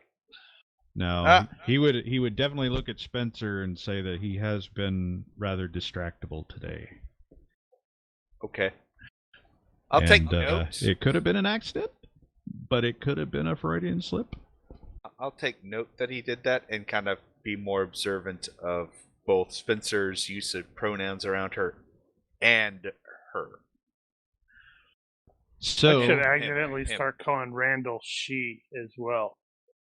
Well, I mean, he could also be thinking that is he using the term she as an elf, or she as in she pronoun? Like, is that a thing?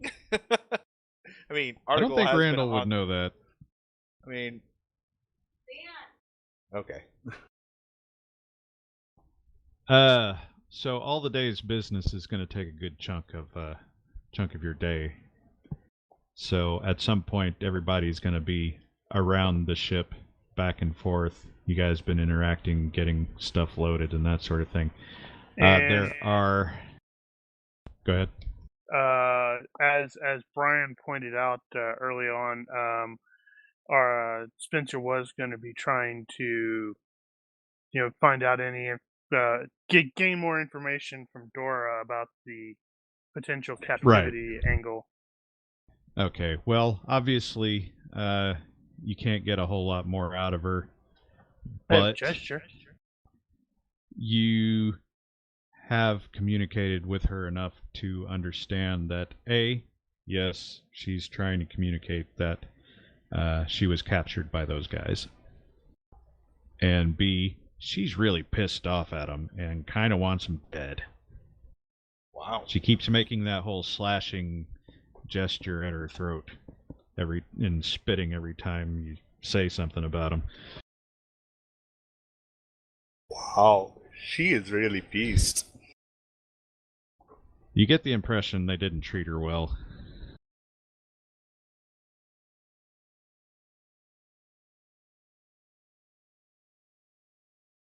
Also, just random thing that you noticed, there are a lot of Dutch people in town, apparently.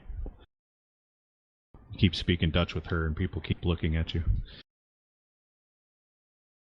And then I'll speak with them in Dutch. They're Jews. Apparently there's a large Jewish Dutch population in Barbados. Oh, really? Then I will shift to Yiddish. And some of them will respond in Yiddish. And be surprised.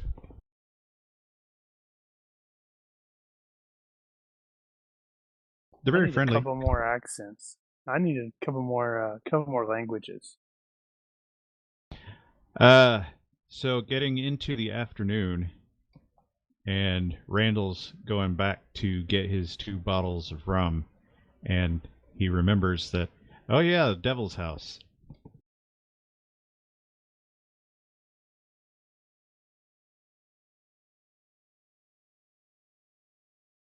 Is that where he's going now? So, Merchant Lady, Devil's House. Devil's House, then Merchant Lady?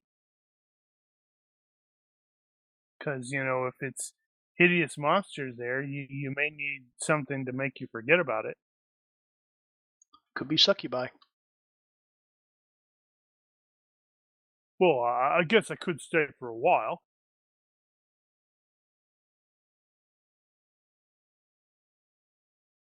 Just a little danger. Peril. Castle Anthrax. Yep. Just a little bit of peril. Which is it to be? Bet okay. Yeah, which is it to be there, Mark? I'm sorry, I was dealing with some kid stuff. Go ahead. I feel so bad. I was Question. Trank guns. I'm telling you, invest in them. I was thinking chloroform is a little cheaper, but not as cool. True. Merchant Lady, Yes. or Devil's House? Oh man. Davina looks longingly, like he really wants to go to the Devil's House and kill What something. time of day it is? Afternoon. Oh, then it's gonna be there because I totally believe we can go in, take care of what needs to be done, and I can get back. But I will arrange to have flowers delivered to her. Let me take a minute. You don't want to be caught out at Devil's House after dark, do you? Yeah, that's what I mean. Is we're gonna go. It's only afternoon. We'll take care of it. Whatever it is, it's gonna be simple because that's just how we are.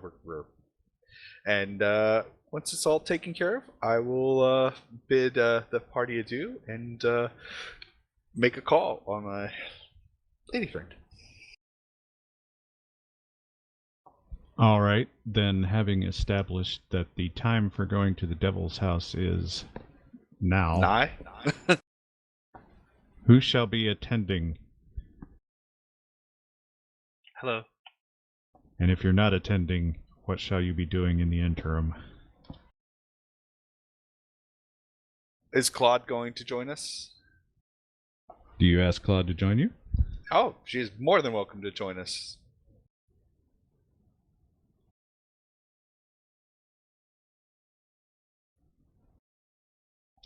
I wonder what she would I like the cut of her think of his that. jib.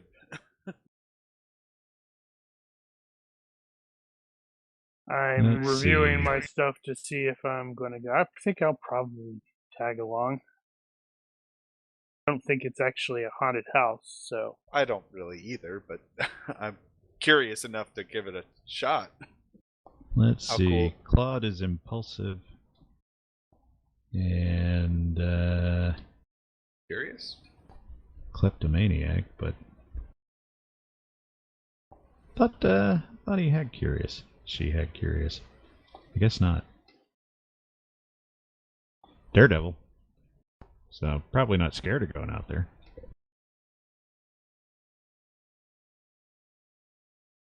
Yeah, why the hell not? What about the two Navy guys? Are they, like, bailing on us? They're being responsible. Damned adults. Well, we can't have that. We're taking on board cotton. And the case of rum. Or yeah, well, ton of that's rum. getting wrapped up. Also, moderately concerned about the crew of the Rumjack trying to do us dirty. Well, I Well, think there they're is going that. to follow us to the murder house and try to murder us there. Murder us. Murder at the appropriate. murder house? I never. What devilry is this? Alright, so, official word from Rogers and Hayden. Staying back. Well, Hayden has no real interest in going and looking at a murder house, especially given the fact that Rumjack are being very attentive to what we're doing and stuff. So, yeah, Hayden's going to stay back and be responsible. Okay, so Rogers then? Same. Okay. So since the two of you are staying back, Bunch I'll- of chickens. I'll put this bug in your ear. You guys, between the two of you, have enough tactical knowledge to understand that the Rumjack is going to have a problem doing anything here in port. But when you guys get out to sea, this is going to be a whole nother situation. So if they follow you, they could jump you, they could take you. And are they faster than us? Well, so the thing is, you guys are probably about equal in general, but on the way here, they had the advantage because of their fore and aft rig, but when you guys are headed to St. Kitts, it's actually going to be your advantage. So technically, you could maybe outrun them, but that would only delay the situation. And you don't know what you're going to run into while you're out there. They could catch up. Then So, we will there's a probably be potential discussing options like misdirection, make them think we're headed somewhere else, and then divert course. Oh, Yeah. Another consideration here is sometime later today, the Princess Mary will show up at port.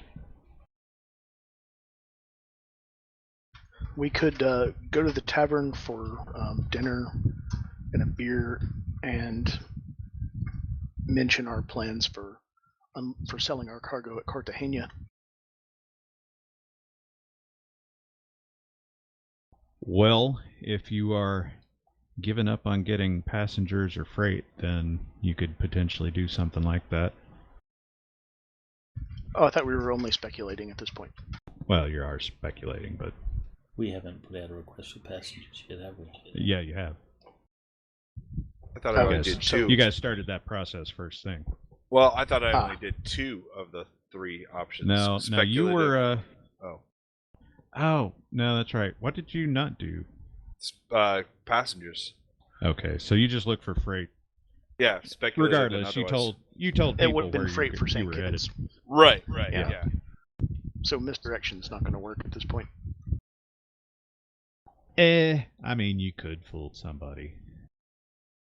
I'd say that the only thing he's selling is was rum and sugar, so we decided to go somewhere else.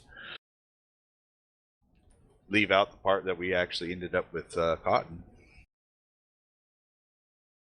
I am going to go ahead and cut you a break because your guys are highly skilled at this, but there's also Convoy. Oh. And there's also a warship. So there are other options. Yeah, we could find out when the warship plans to sail. Or sail it along, would not or be... find another merchant ship going to St. Kitts and offer to go together. It would also not be out of the ordinary for one to go to said warship and petition the captain to escort you. Which means Hayden would have to go talk to his old rival. And also, Cut to the duel idea, on the idea of beach. Convoy goes back to the fact that the Princess Mary just showed up in port. Yeah. And they were headed to Antigua, which is the same direction. So, stuff to think about. Stuff to think about. And while you think about it, we're going to take a break. Even still, it's just kicking the can down the road. So if we get escorted or convoyed to where we're going, they're just going to follow, and then they'll try whatever they're going to try next time, next port. That depends. That depends on the arrangements you make. For example, if one were to engage in piracy, the Navy would take not kindly to that and probably sink you. Or take your ship as prize. What if we... But what I mean is, if we get an escort or whatever to where we're going, the Rumjack is just going to follow, not do anything, and we'll both arrive in port together. Nothing happened.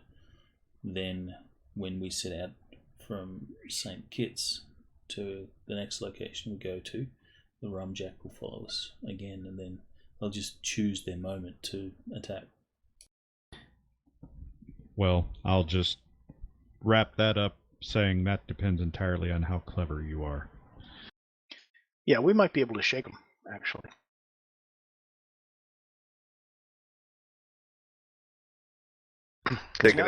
We could shake them. Hayden's overconfident. He feels that he could actually outrun them and outsail them. But if they know where we're going, we're just kicking the can down the road. We need to throw them off completely. But now that we know that we may need to use misdirection, we won't announce our next destination as soon as we get into port next time. We'll leave ourselves the opportunity to misdirect. After St. Kitts, where you say we have the advantage going to St. Kitts, after St. Kitts, do we still have the advantage? Let's see. I think maybe. Because going that direction with the current trade winds, it's basically hitting you right at the perfect angle. When you take the turn to the west, it's on the other tack, but I think you're still somewhat at an advantage, maybe less of one. And we could signal that we're going the other direction where we would have a disadvantage, which, if we're successful in our deception, will make them, we'll make them say now is our time to strike, because we're going to be faster than them on this tack. But they'll be going the wrong direction. Just so your information is complete, when I keep bringing up the warship, that's how they make their money. The Navy makes money by capturing ships and selling them. That is, naval officers do. So everybody on the ship gets a share of that profit when they sell the ship. We need to get If they the pull Rumjack caught. something, then the warship will have the leave to attack it. Mm. Right, but they're not going to pull something. Because Again, they that will depends on die. how clever you are. Yeah, I mean, we could talk to the captain of the warship and say, look, we know these people are going to try to jump us. You could wait over the horizon until you hear echoing gunfire and then come running in and save us. Take a prize and we'll be on our way. So we can hold out for a couple hours. And if it's the lieutenant that doesn't like you, you could sell it as, hey, look, this would get you prestige by pulling these pirates off the waters. Right. You might even be assigned to take the prize back to England, which is a great honor. Which Right, Hayden well- would have to turn down. But anyway, we'll take a break. Yeah, so you've got those bits of information now. You can start chewing on that while we take a break. Break.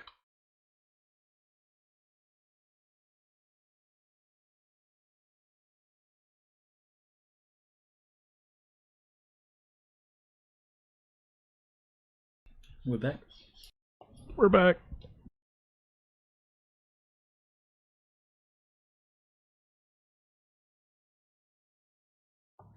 Let's see. What is Dora going to be doing? I guess she will hang out with the Navy guys. Well, the other Navy guys. The officer guys. Since she probably doesn't really The adults. want to go to the devil's house. Yeah, she'll stay with the adults.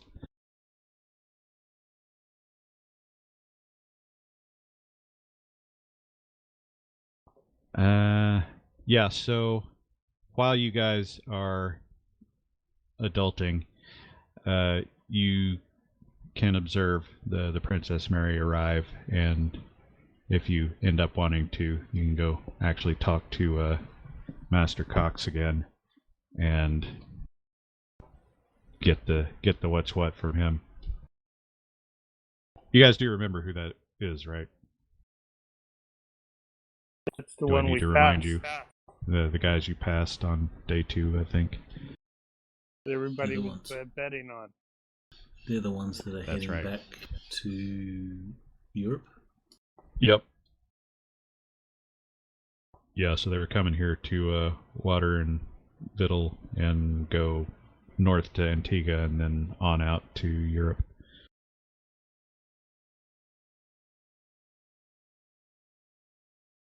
Okay, so the rest of you are going to the Devil's House.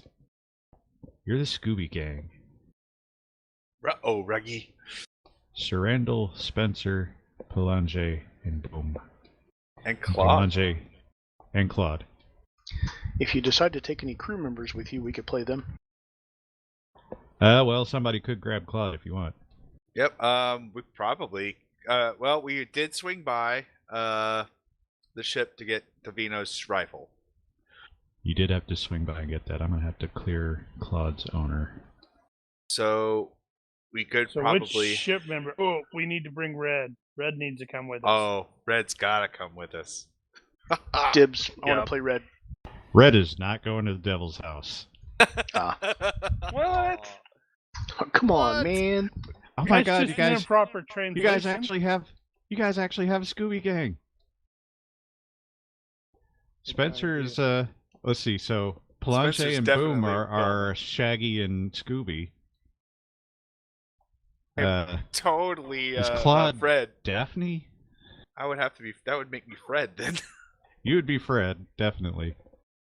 My Velma. No, Spencer would have to be Velma, yeah. I'm That's Spencer's Velma. Velma.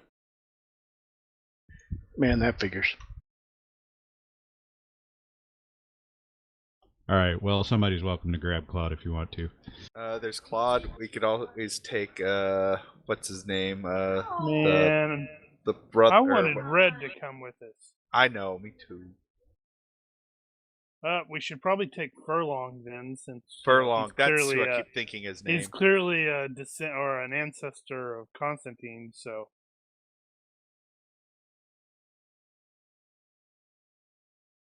Well, I don't have a character for him, so you'll have to make do. Do you have characters for any of the crew? Nope. bad, Not, Dan, bad. not currently, anyway.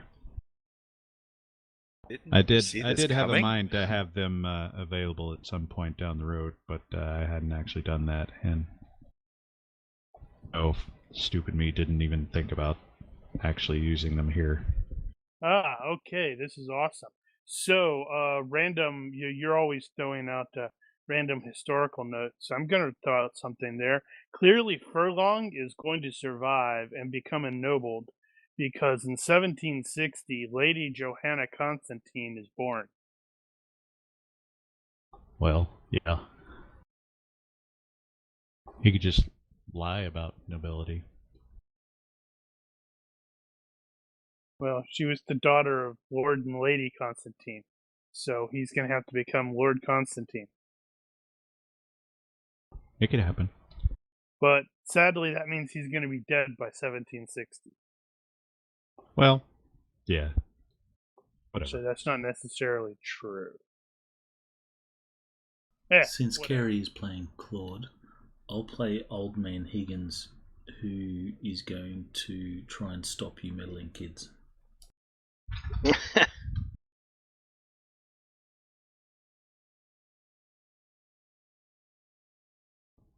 So. Oh yeah, I guess we now can't really be the isn't, Scooby Gang. Yeah, it's not a proper Scooby Gang if you've got another one.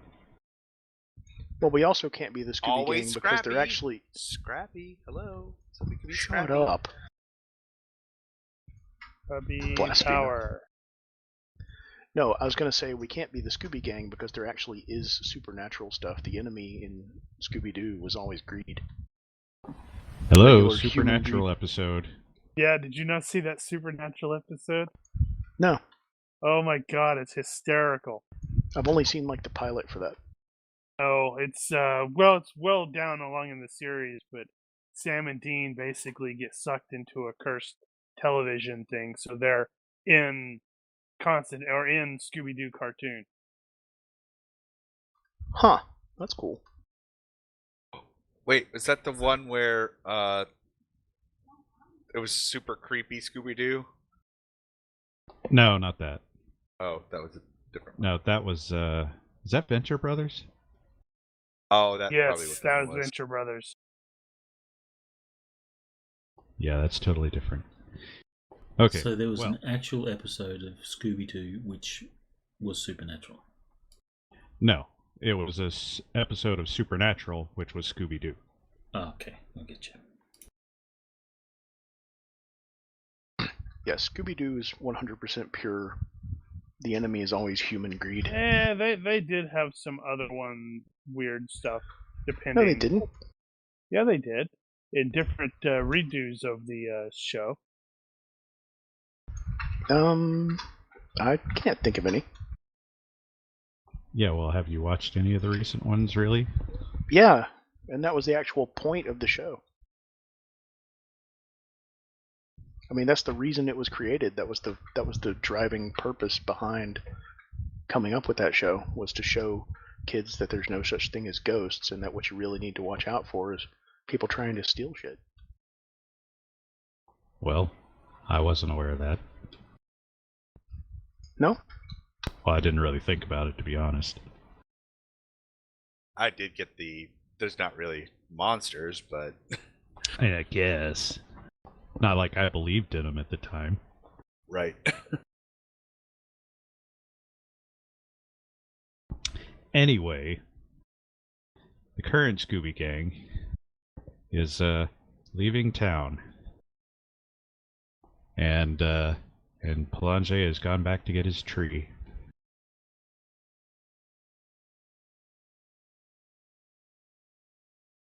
Yep. House of Death. Excellent. Murder House.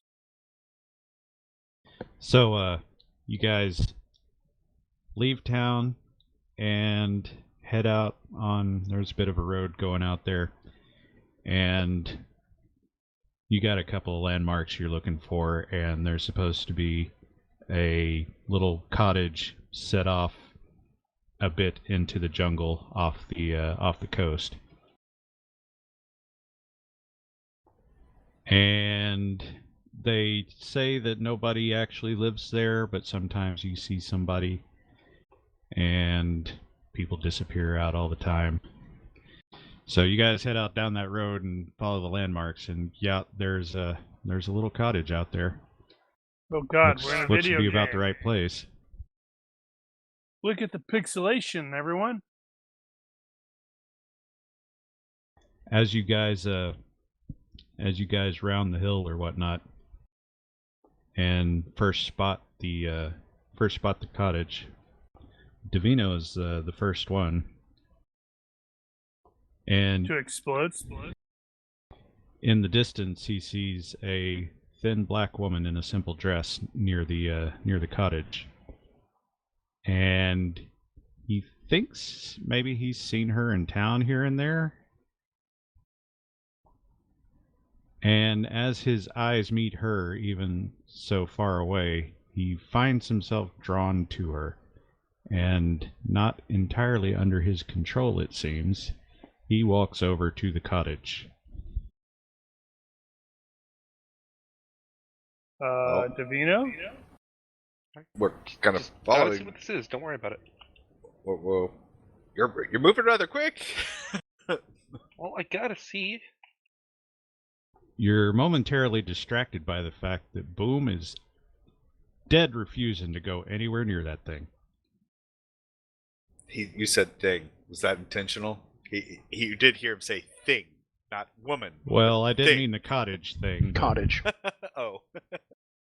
Okay. So do the rest of us see this chick? Yeah, it was just Davino saw her first.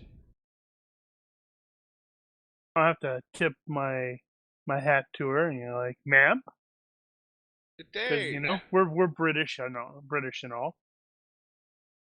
She does not respond to you. Just stares at Davino. Hello there, ma'am. As you approach, she goes into the cottage, and you just follow right after her. She invited me in, guys.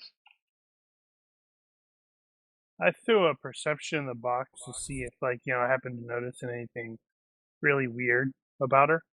Like, maybe she doesn't have a shadow, or she has 3 shadows, Right. Would that be hidden lore? or... Okay, I can do that. Wow, it's not a bad roll. But Pity no, she's she not a fairy, right? nothing stands out to you as fairy-like about her, except being weird. So Davino can't help but walk into the house, and Boom is left out there kind of... What does a monkey do? Just He monkey sees. kind of God damn it. Well, I'll pause at Boom and say, I got your back, little buddy. But the next question is, are you guys actually following him in? Yeah. I'm talking to the monkey. I think so. I am. I'm actively trying to convince the monkey to go in, instead of picking him up or something like that. You keep trying to talk to him, and you realize he can't hear you. Okay, then I will use gesture. Probably deaf from all the explosives. Yeah. Yep. No, he actually is deaf. And from the explosives. From the explosives. Yeah, you, what you would actually be doing here is probably animal handling, and he will have none of it. I do He is not going in. Davino Right, and goes you need to cover us out here. Be prepared to throw a grenade. Right, you can't hear me. You're on watch. You guys are going to come back and he's going to have a hat, and you have no idea whose hat it is. Plancha goes into the house first, and you see no one home. Huh. Is there any other rooms or anything like that to check? Just like a one-room, little bitty place. Not much to it. Some No furniture. basement? Kind of poking around. Are you poking around?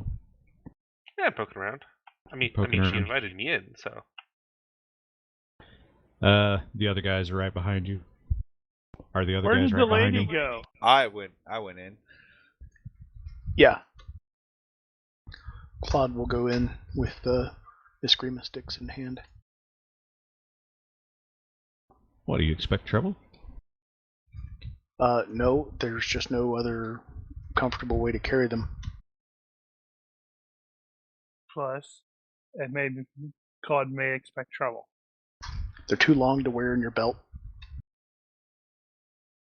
As you guys are sort of getting into the house and getting situated there, looking around, deciding there's nothing here, suddenly the floor drops away from your feet. And you find yourself sliding down a short, dark tunnel into a sea cave. Poop. This wasn't in the brochure.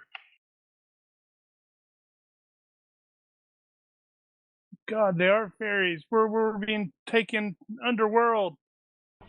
The coral and rock forming the floor is jagged.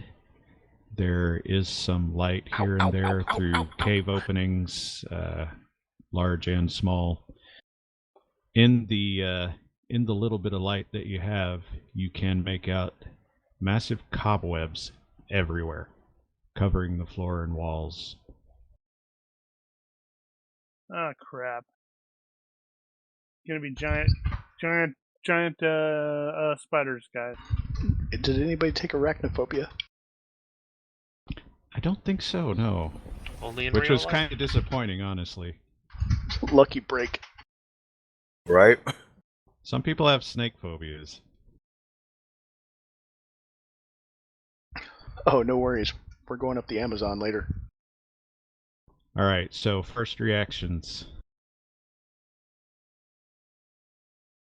I will stand up and straighten my clothes and, well, now that was unexpected. Moths then are kind gonna of- stand up and straighten my. Oh wait, maybe. Hold on. That may have been a stressful situation. Eh. We're fine.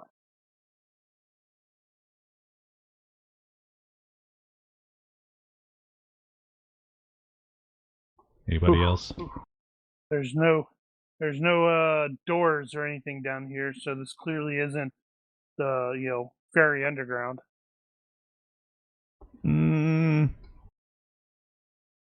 We see the opening from the top, from which we fell. Sort of. It's hard to see. There are a lot of shadows, but yeah, I mean, you know roughly where you came down. It's a bit of a drop. You could potentially climb it. Okay, so we're not left with no way out? No. If you really wanted to get out of here, you could squeeze through a hole somewhere.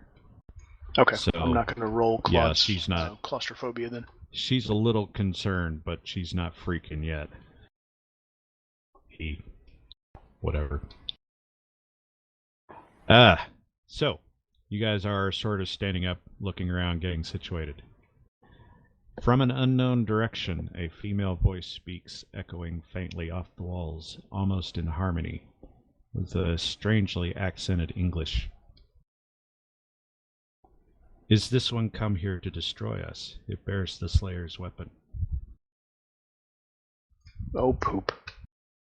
In the shadows on the cave wall just out of arm's reach, you see, just barely, a woman standing there.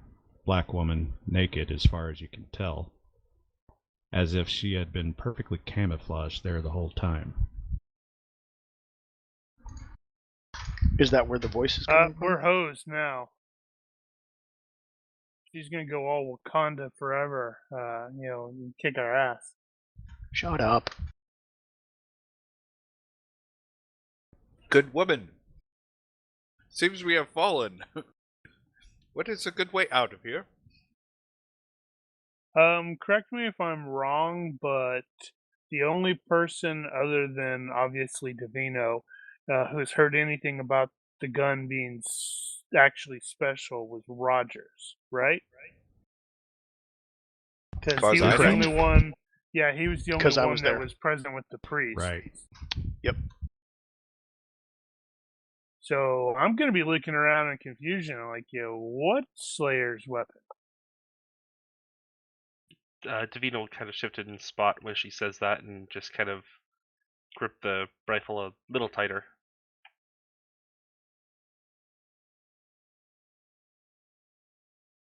Now, the question she asked was, is this one come here to destroy us? I wasn't exactly planning on killing anyone today. Wait, you have the Slayer's weapon? That thing? Well, I mean, look at theoretically. it. It'll slay anything.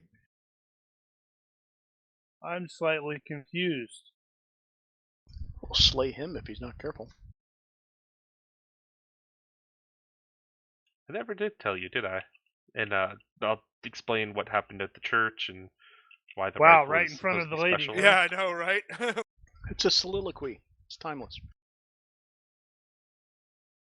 Yeah, I mean, she doesn't seem like she's gonna kill us, so why not?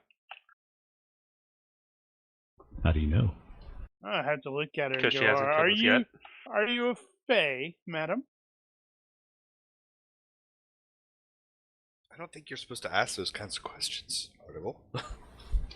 The woman in the shadows responds, the Dark Ones call us a Nancy.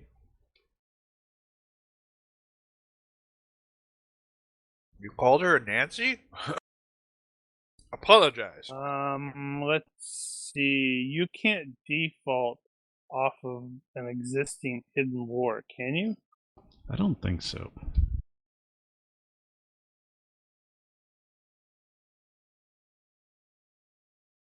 And I don't think anybody here would have a reason to know what that means. Well, I do have occultism, but It'd be a bit of a stretch. Give it a try. It doesn't matter. The name is not familiar to me, madam.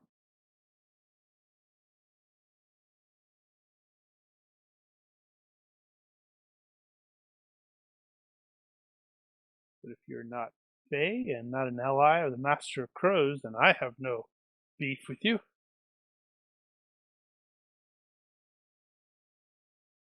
Why have they come here?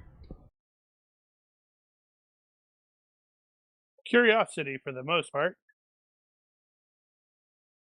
Yeah, that's pretty much it. This house has something of a dark reputation, and we were just wondering what was going on. To what end is this darkness? She says we followed the vibrations in the great web, followed them here. We seek answers to mysteries, questions we have not yet asked. We found strange patterns here. I'm getting increasingly more interested. Patterns of what? Can you teach people to do this?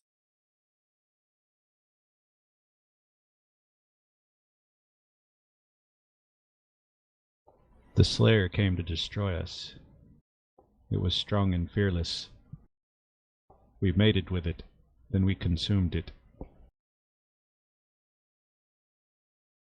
Well, I got a pretty good idea how we're gonna see Davino out of the game. Well, or the predecessor, What Davino's was predecessor. the dude's name? Yeah, what was that guy's name again? It was some weird Dara Campbell. Dara. Campbell. Davino at this point is, let's see, how would you go about, like, just, would it be relatively easy to replace the ball in the rifle? You are going Okay. to try to kill her. I'm not gonna try, I So- just want to be prepared, because that doesn't sound like how I want the day to go. So you could, if you've, depends on what you got it loaded with. So if you've only got it loaded with one ball, you could ram another ball down, and the charge would be a little underpowered, but it'd basically be double shot. Okay. Yeah, I'll just take out one of the silver balls and just kind of just plop that down the barrel. Seeing just- Davino, By default, Yeah. it carries that single shot round. That's just what I keep. I'll keep the default per SOP. seeing He Davino just- do yeah. that, I will like draw my sword at Davino, or what's going on? Why are we? Okay, Becoming Well, hold on. she just Marshall? Hold said on a she second. make. Now, you guys were going into the devil's house, so if it's, it might have occurred to you to load the silver before you came in. Well, I want to say no because Davino's still not too sure about it. Like the Okay. only time he's seen the silver shot was in the church, and that was against a relatively normal person. Granted, Far the as you music could and tell. stuff was weird, but like, yeah, there wasn't any physically aberrant characteristics. But crazy woman talking about things he doesn't know. There's something different here. Well, might as well time to see if the dude was speaking the truth or not. And so then once he gets in there, then he'll put the silver shot in. You're going to get us eaten. As you bring up the weapon to load the shot in, the woman in the shadows disintegrates in front of you. Ah! All right, I will definitely draw my And- sword and one of my pistols at that. I was like, what? And collapses All right. into thousands of spiders that scatter throughout the cave, covering the floor. That should be a I'd fright check. say. Doing great. Fright check. -5. Great. Alias.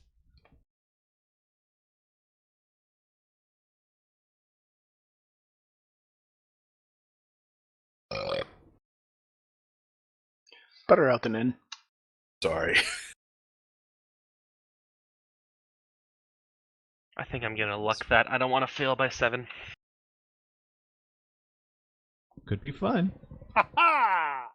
I mean, I by say. 4 is still going to be. Hey, you could end up with like me with a major delusion. Or a phobia That of seems spiders. rather odd.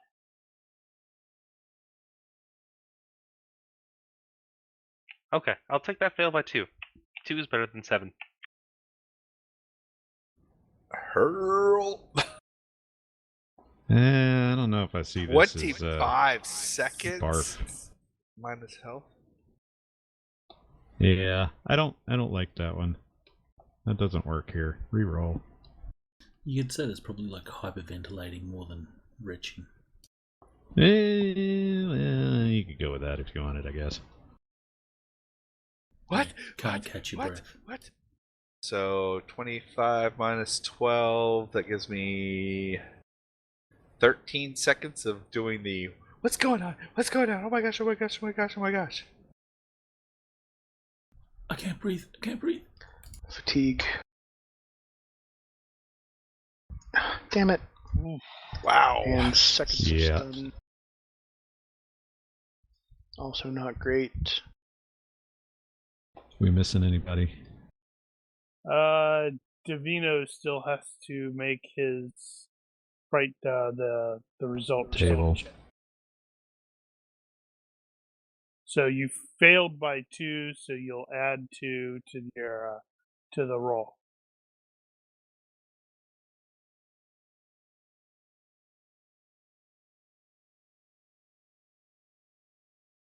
Getting sorted. Sorry, had to step away for a moment, but roll at +2 on the fright table coming up.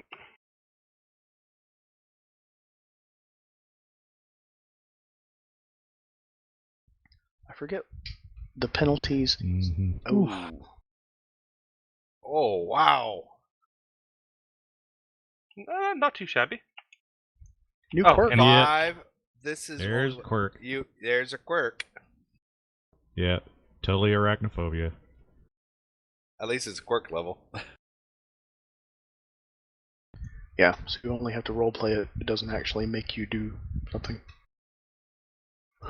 However, I can't remember what the penalties are, if any, for being below half fatigue points. Nothing. Ah, good. You're only. It's just like health, so it's only at a third or less than Great. a third. Okay, well that happened. So Meanwhile, Spencer's Davino like, started. that was interesting. Davino started waving the weapon around in the process of trying to load a silver ball, and then the spiders got all over everything, and they crawled on you a little bit, and you're a little freaked. Some of you more than others. I am unmoved. Now what? What does she mean by like mate than eat? Really? Like, what does she mean, man? What does that mean?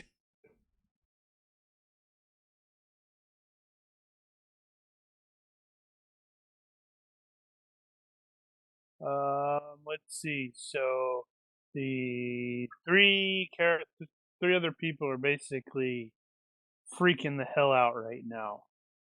Yeah, that's actually going to take a little time.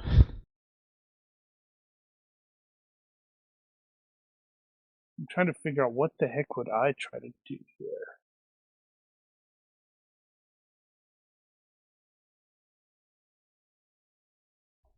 Well,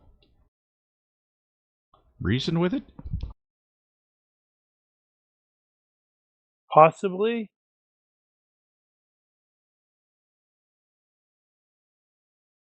But Davino already acted aggressively, and it's as far as it's concerned. Eh. Maybe do the whole. If it please you, madam, if we simply walk away from here, no harm, no foul, or whatever the 1725 British equivalent of that is.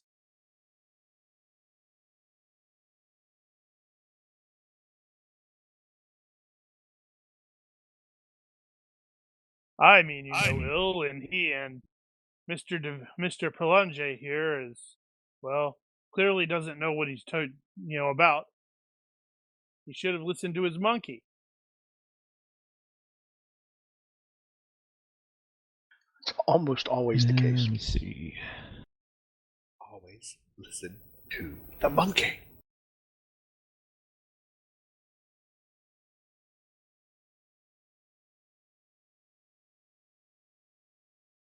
This time from behind Spencer, sort of off to the different side. You hear the voice again.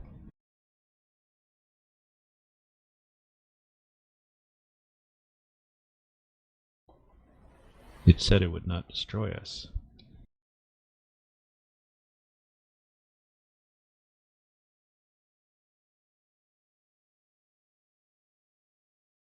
Wait, it as in me, or as in Mr. Prolonge here? I have no beef with you, and he No clearly beef. overreacted. I don't know what the equivalent would be that they would have they would use. You might say no quarrel with you instead No of quarrel. beef. Quarrel. Yes, no There quarrel. you go. There you go. That's the word that I was looking for, but words are hard. Spencer attempts a reassurance. Yep. He's talking to it. Yeah, and I'm Spencer's pretty much calm at this point. Hasn't gone for the weapon or anything. Then he's also probably I don't know if he's aware that his pistol's empty.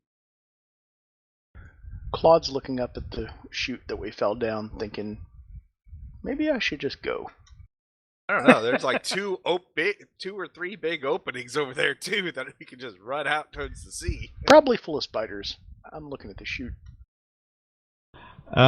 So from behind Spencer off to the side, he hears that voice again. And he can just make out the silhouette on the wall, sort of up a bit. And she says, "We touched the Slayer's great weapon and sensed its path. We returned the weapon to its room to be found to continue its journey. We saw that you had come this day. You are at the center of a strange web not of the Weaver's making. We will watch you to discover its maker." Bargained well and done, madam.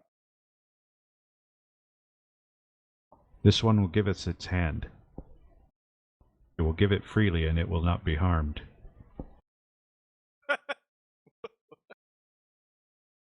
Wait, who? Spencer will think about that and then offer his hand.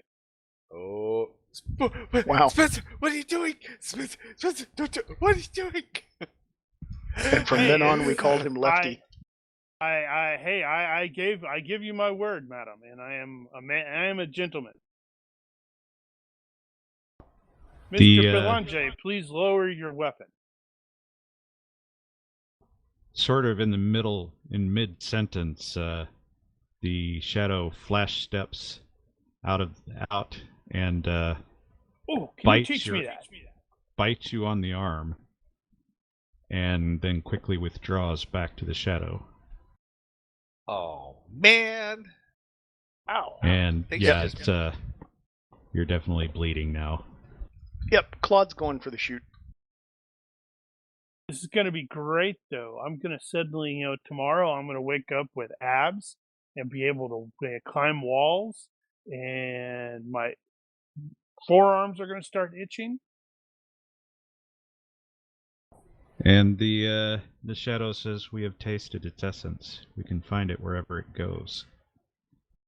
A tad bit disturbing, but It may leave us now. And as she says that, take its allies? you see the shadow apparently had its eyes closed over there, and she opens her eyes, but there are 8. And you're pretty sure you saw more than one set of arms. Huh. What a Fright Check. fascinating day this has been. Again? This one's a -4. Anybody who failed the last one gets a extra -1. So, important point. Claude is climbing the chute and not looking that direction at all. I'll give you that. Until she Because- hears everybody screaming. No, she decided to peace because there might be screaming. Booyah! So if they're screaming, Claude's just going to be like, yep, Oh, whew, I knew it. I'm out. Davino, oh no! Back to the I 5x7. It's come around. I suppose Spencer could have gotten a bonus for being prepared for that sort of. Oh my goodness! Spencer succeeded Oh, by jeez. 2. He's done. Oh man! Oh. You're gonna have to drag his ass out of here. No, I'm not. I'm gonna, first aid him awake. Okay, here's my D1 fatigue. Oh, good. Oh, that was Pain that did that. Yep, and Oh, no, that then was the 1 second second. And You know in Bugs Bunny when he would get scared and turn completely white and go, he, dee, dirt. That's DeVito. Yeah. some monster hunter you are! Fighting all over the place.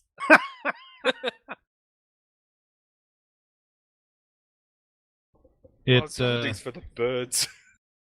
it sort of withdrew into the shadow at that point, but a second later, you see a web-covered book and some miscellaneous items attached to it, sort of tossed out of the shadows at your feet. Oh. Oh. Hey. Well, hey, you're stunned. Oh no! You're I like know. ah.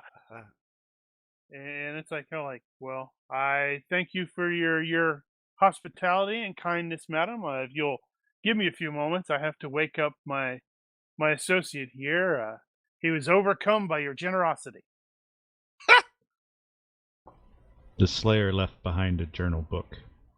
It knew so many things, yet it had no answers. You will take it now. It is part of the path. I will indeed. And perhaps I will find some of these answers.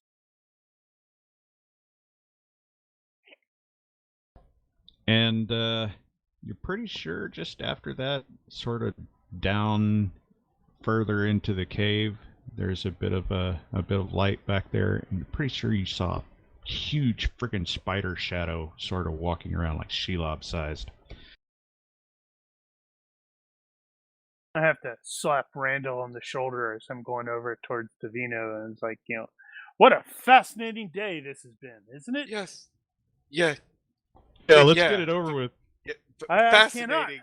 I cannot. We're into wait real to pretty read this shit now, journal of man. Fascinating. That's an interesting word you use, Mr. Spencer. Your Fascinating. Your Britishness is failing you. I totally think I'm going to have to pick up fearlessness and like rule of 15 and stuff like that for Spencer.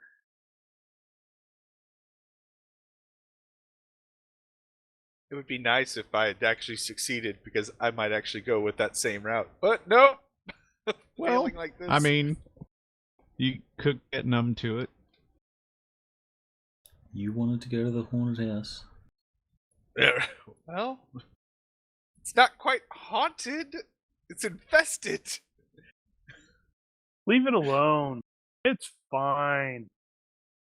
Claude apparently is going to precede everybody out of the cave. We're going to Whichever find way you go. Claude out there. Nope. Going to find Claude out there with the monkey, and both of them are getting drunk. Nope.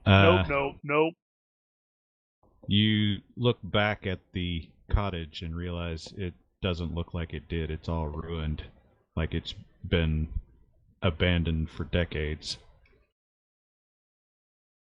Utterly fascinating. The Have to start. Yeah, fascinating. grilling Davino about that gun. Well, you probably want to spend some time with Davino in that book too. Davino's the Slayer. Hey, it says right here your job is to do such and such. That if you I totally took sweep the the webs away from the book there. I want to try to keep some of the webs. It is definitely the journal of Dara Campbell, and also some of the other stuff. There's like some holy symbols and like a vial of something, and that looks like a finger bone. Well, surely this is not a hand of glory. It's not enough. You need an entire hand.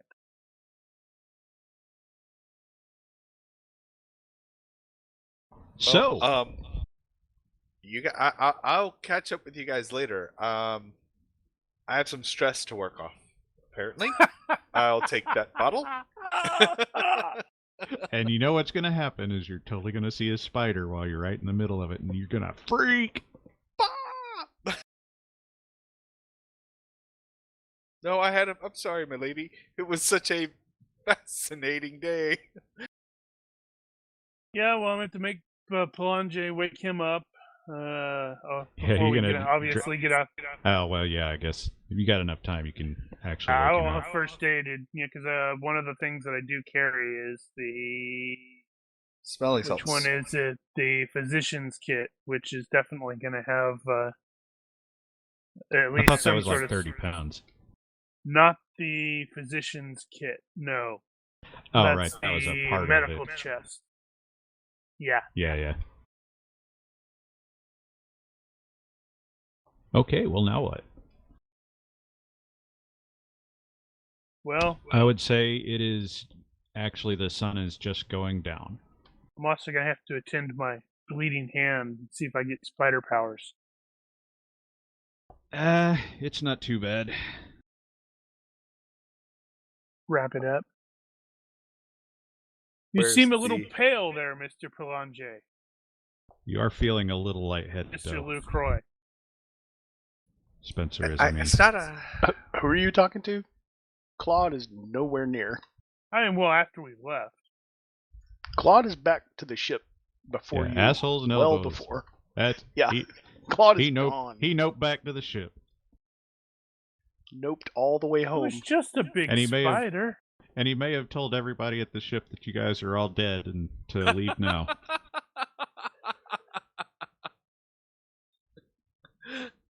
Oh, that would be awesome. This little piggy went nope, nope, nope all the way home. Speaking of, not the nope, the leaving. You have goods loaded, and you have provisions loaded. Technically, you are ready to go. Except So for I'm you not could there. leave in the morning. Well, I except won't for be you're there. not being there. That's the quote I was looking for. I've been looking for it all this time. I know. Scooby-Doo And teaches us that ghosts are not real and the real monsters are human.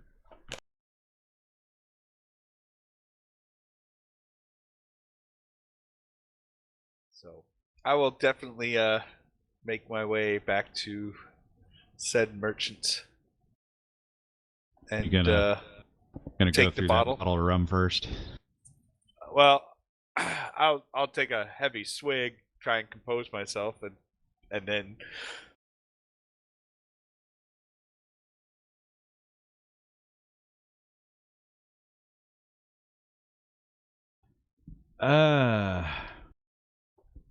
Arrangements for the evening.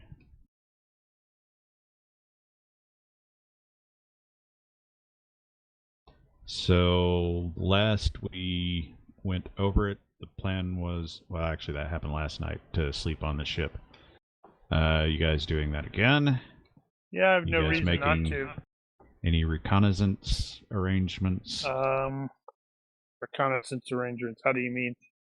well, regarding the Rumjack? Oh. I suspect that Spencer is probably going to be possibly fighting with Pelanger over this book. I don't think Pelanger even knows the book is there. Well, I'm not going to lie to him. Just, let him know what the giant spider said. Why is he shuddering every time I said, the Anasazi lady? It's not Miss- natural, man. Miss It's not natural. Anasazi. She didn't say Anasazi, did she? Well, It's technically she said a Dark Anansi. one. Anansi? Okay. Yeah, Anasazi is.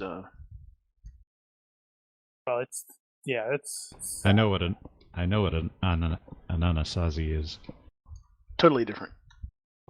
Actually, no, it isn't. Really? just how you pronounce it. Oh. Actually, Anasazi, technically Native American tribes, I think. Correct. No, not that. No, Southwest. that's different. Yeah, that is different. Oh, okay. Yeah, than- that's what it is. That's totally different then. Not Anasazi. Anansi, yeah. Ananasi Yeah. is the word I was thinking of. Ah, okay. Too many same syllables in the same word. Right. Well, he's gonna let Stupid Pelanger mouths. know, and then suggest, or at least offer to look through the book quickly. Just a word on mechanical stuff there. That will allow you, if you research it, to put points in Hidden Lore Monster Hunters. Fuck yeah, I want to do that. heck yeah. Well, And probably drive you mad. Well, you know. already there.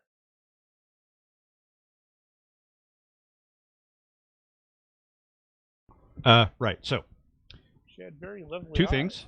Well, first thing, When are you 8 leaving? of them.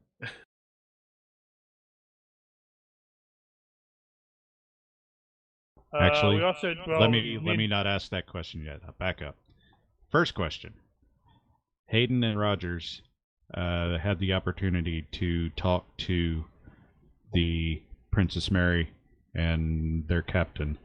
Are you going to discuss anything other than pleasantries, or do you have something you want to do with them?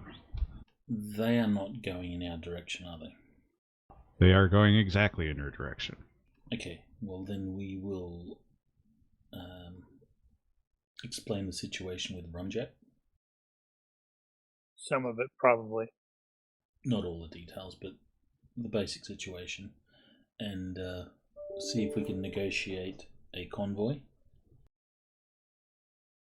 Okay, so in that case, they will tell you that they're planning on getting provisions here, and that's going to take them a couple of days. So if you want a convoy, you're going to have to wait a little bit longer. If that's okay Well, we're with not you. really in a hurry, are we? No, not really. Not necessarily. So do you wait the extra time? I'm good with waiting the extra time. And Maybe give the crew some time ashore. On Sure. Spider Island? No thanks. you come Miss back with Anase was fine. your wild ghost stories, and Hayden says you're pulling my leg. You guys are No. all in on this. It's all you just pull my leg. Well, Claude's not telling anybody, but if the others are To talking, be fair, go ahead. you guys didn't see To be anything fair. but shadows in there. That's not true. It could have been a your lot. your saw a eyes lot could have more been than playing shadows. tricks on you. I saw eyes, I saw more than one arm, and I saw a woman melt. It into was spiders. just the light playing tricks on you, and your imaginations have run wild. She seemed like a perfectly pleasant young lady. Until Yeah, she one turned that into turns 10,000 spiders. Yeah. So all women are difficult about some things. I can't argue that. You're not wrong. I'm like, well, Perhaps it was her time of the month, sir. oh my now, god. To turn into spiders? Yes, isn't that what they do every month? Oh my god. That's going too far. Well, Oh, 17th God. century or 18th century medicine, you know? All right. So the plan is then to wait the extra time and convoy with the Princess Mary. Might also And Rogers and Hayden will also be sitting down and formulating a trap. that could Gotcha. be where you need to reach out to the actual Navy. So Okay. we'll formulate the trap plan before contacting the Navy. So we'll pour over maps and say if we'll travel this way, and if we could have His Majesty's ship waiting over here, and then after we've got a basic plan, then we'll go and talk to the guy that doesn't like Hayden. Right. Okay. So first off, I need 1d3 in the box. How do you do a D3? I think you can actually right-click on the d6. You used to be able to, Can but you I don't not? think you can. No, I guess not. So, But you can just roll a d6. Everybody knows it's 1, 2, Yeah. it's 1, 3, 4. I was just gonna. It's not in the box. Is that everybody? Just one, somebody. It's, And I'd nobody's Nothing in the rolling box it in the yet. box. I'd use the fate die. It's like where There it's we like blank is 1. I kept Plus missing is for some 2. reason. You may have an image that's overlapping it or something. Okay, so while you guys were out, Rogers and Hayden will have discussed with the Princess Mary the idea of Convoy. They said they're going to be leaving as soon as they can get provisions and everything. So you'll have to wait for them. You don't know how long it's going to be. You can guess it's going to be a couple of days, but they're going to try to put some heat on it. They weren't here to do anything fancy, so that is going to take you guys to dark when the rest of them come back from the Devil House with their wild stories. So I'm gonna everybody but Randall.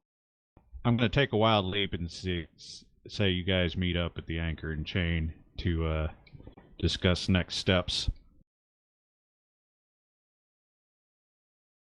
I'm reading Palange's book, so I'm not really.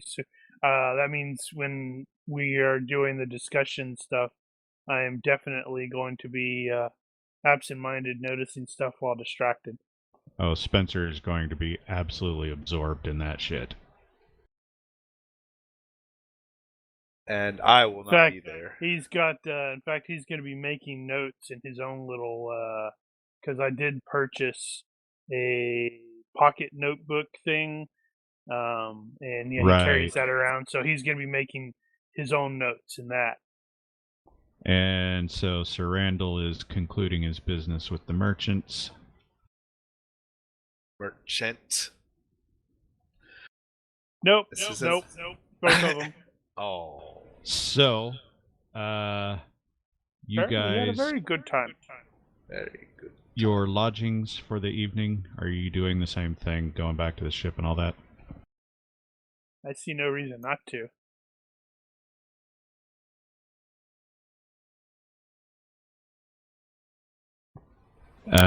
So the next question then is, when is Hayden going to reach out to Captain Lockhart?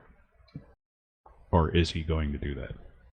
Hayden will, and it'll be that night. Okay, so soon. Alright, you can attempt to get a meeting.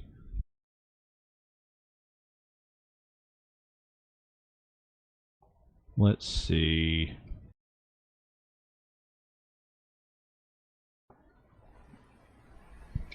Lieutenant Bull had already offered to arrange a meeting, or did he? No. Did he do that? No, he was going to let them know that the Right, Rumjack was trouble. Rumjack was trouble. Right. Okay. So he'll come back by later in the evening, see that you guys are there. Said, "Hey, by the way, I told Captain Lockhart that some acquaintance of his wanted to meet with him, and I didn't get his name. And he said you can drop by the fort tonight."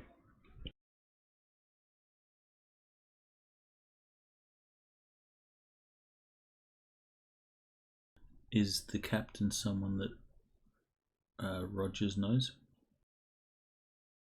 Rogers does not know him. Nope, that's totally just you. Alright, so I will let everyone know that I'm going to go meet with the captain, and he'll say, if I'm not back by dawn, something Look bad for has me in the happened. stocks. I never showed you the picture.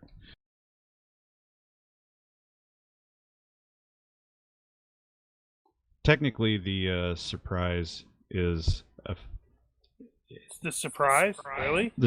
No, that's not the surprise. But the surprise is, I think it's technically unrated, but I think it has the same number of guns as a 6th rate. There's some fuzziness in how they get called what they get called. But it's about the same size. The ship in... you're saying the surprise is the same size as the Pelican? Yes. Okay, That is what I'm I saying. tracked now. Damn, he's only a lieutenant and he's in charge of that? Should be at least an actual captain. No, that was his lieutenant. Okay. Now, normally See a ship that previously size. mentioned comment about him not paying attention because he's distracted by this book. Exactly. Now, normally a ship that size will not have an actual post captain. It will have a commander at most. In this case, he referred to him as captain, so chances are he's actually.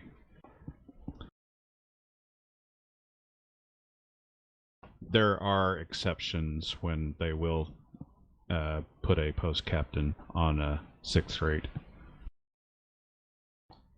They call them post ships, but that's about 30 years in the future. They don't actually do that yet. At any rate.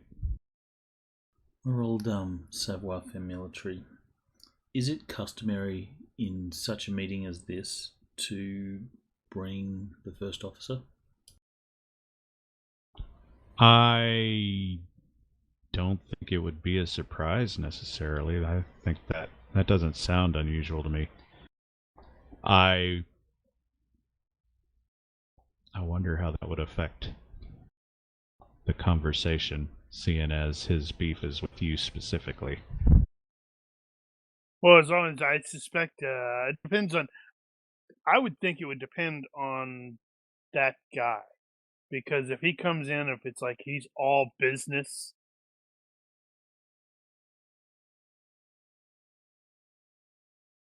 Up to you, I suppose. Well, the invitation for Rogers to come along is there. It'll be up to Rogers whether he wants to or not. Oh yeah, I'll definitely go. Rogers is chummy. He likes to meet people. True. Well, at the very least, there are going to be a lot of people there. There might even be a duel. Fort Willoughby, by the way. It's the one out on the point in the prospect image. You will go to the specified office and find Captain Henry Lockhart there. Jerkface. As you enter Captain Lockhart's office, you can immediately see that your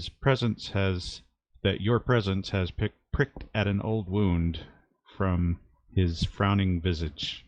Why is he wearing an army uniform? He isn't. It's your imagination.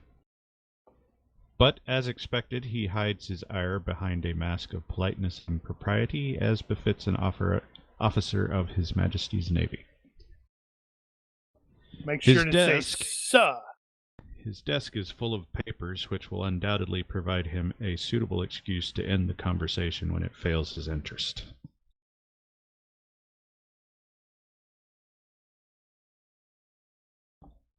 So, is his current position and posting, would it be considered somewhat prestigious, or is it like the dead end posting? Okay, so first, if he's only just now making post captain, it's taken a while for him to get there. And second, that is a bit of a small ship for a post captain. And you look at his uniform and he's clearly post captain.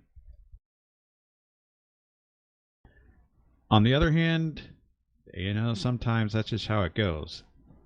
Yeah, because and a lot of people who deserve to be captain never make captain at all.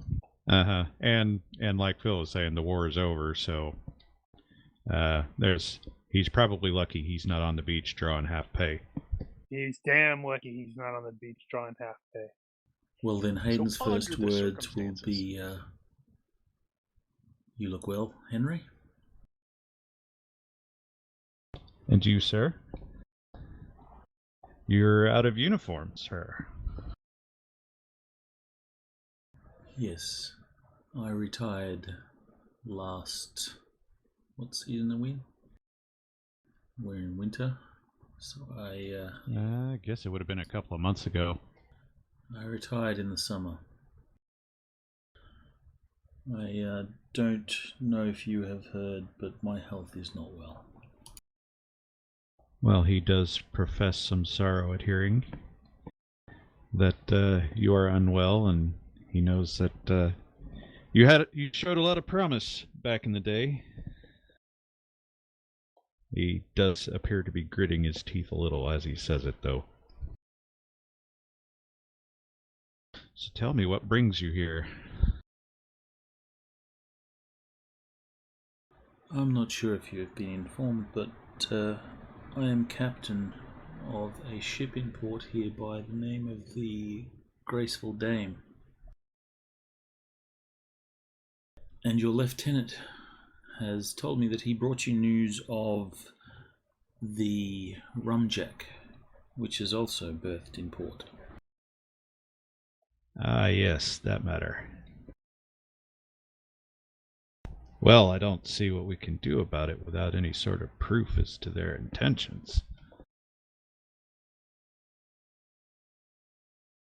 Well, we intend to set sail in a couple of days, along with the whatever it was called, surprise, Princess Mary,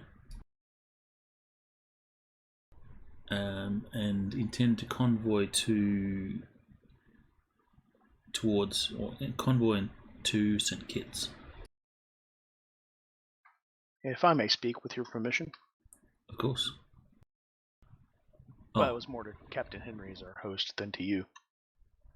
My apologies, Henry.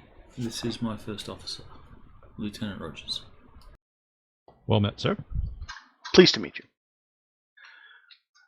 Regarding their intentions, we have had a run-in with the crew of this ship before. They attempted to set fire to our ship. And another? Through nighttime sabotage. So we suspect that they will continue their efforts. And you also engaged them in actual physical combat. Well. At one point. Yeah, I'll add that too. Good point. They have proven that they wish us ill. And here they are following us. Well, what would you have His Majesty's service do for you? Benefit from their crimes by taking them as your prize. Well, we can't very well attack the British flag without cause.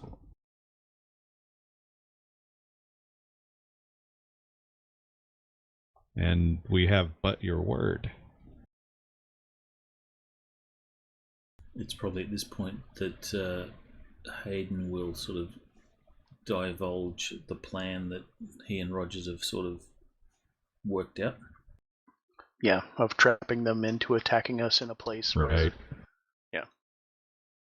And you guys do realize that the Princess Mary is going to be a bit slower, so if you guys are doing Convoy, you're going to be keeping up with them.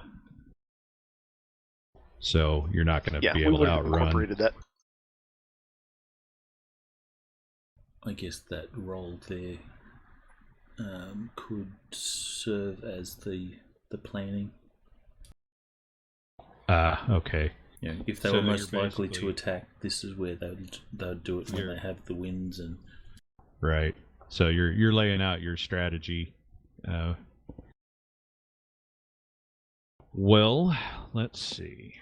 And then Hayden has some diplomacy, so he's going to be using that to basically rattle off all the pros from taking this ship as a prize if they do indeed attack, which Hayden's fairly certain they probably will. So he'll give details as to how many guns she's got and whatever else he knows.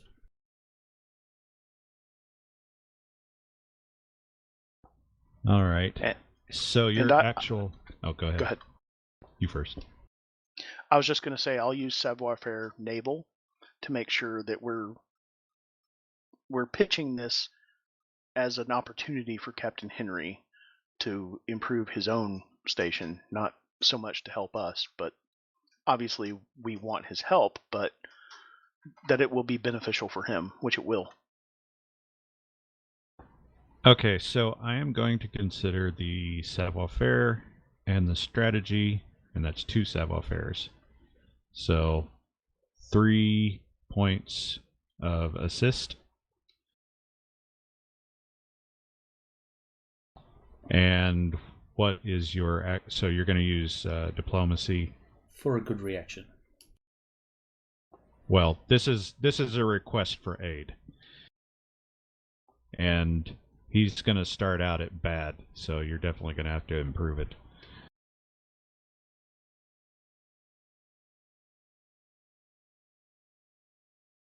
Plus the Right, bonuses. and that was with plus the bonuses. And I would. This is opposed, right? Yes. Okay, so with you having not rolled yet, I would like to luck his roll in our favor, using Captain or Lieutenant Rogers' just charm and goodwill and naval experience and pretty stiff upper lip and all that. Well, technically I already did roll. I just rolled early. And I don't think you're actually going to need it in this case, so... Okay, well, up to you. I offered it. Yeah. Noted and vetoed on the grounds of you got it covered. Understood. So, you basically going to upgrade it a couple of steps, and he says, well, our orders are to patrol, and we are due to set sail anytime now, so I suppose we could follow you up. We are kind of going that direction anyway.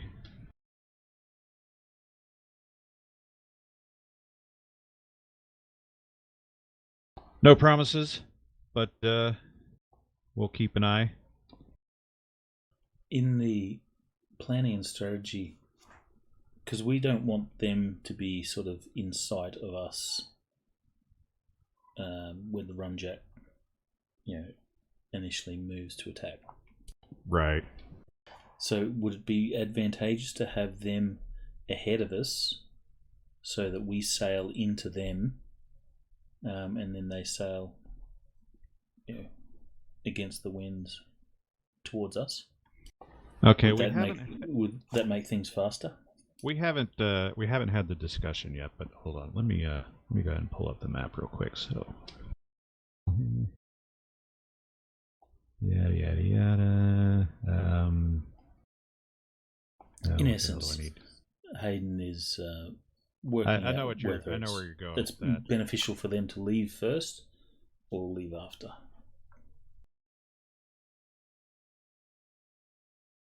Okay, so you guys are leaving from Barbados as marked. You'll notice that the path that you're headed on is crossing through those islands there, specifically Martinique and some of the other ones. So the path that you are going to end up plotting is going to have you crossing from the east side of the Antilles to the west side, right north of Dominica, which is there. So, your strategy could potentially be to have the Pelican take the inside route and actually meet where you guys cross over, because that seems like the point where you would be most vulnerable when you're attacking and all that. So we'll say it's probably something like that is what you're working toward.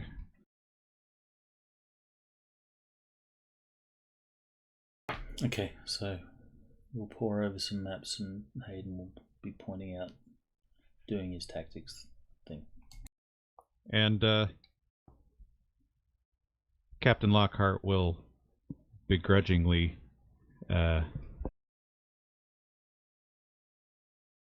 compliment you on your tactical abilities, so you haven't lost your touch.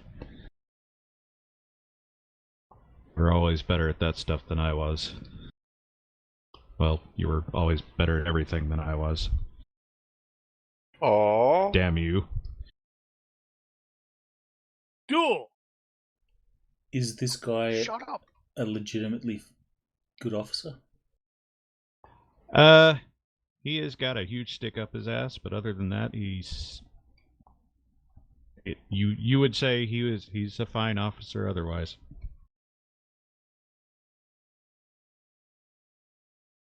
Nothing wrong with him. He just happened to be in your way at the time. You were young and stupid. We are all young Ambitious. and stupid at some point. Mm-hmm. So, you guys have a plan, and he says he'll see about backing you up.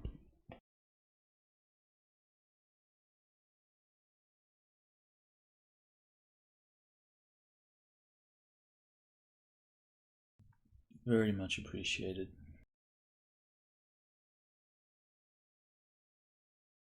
All right, then. What else do we have? So that's going to be the bulk of your evening.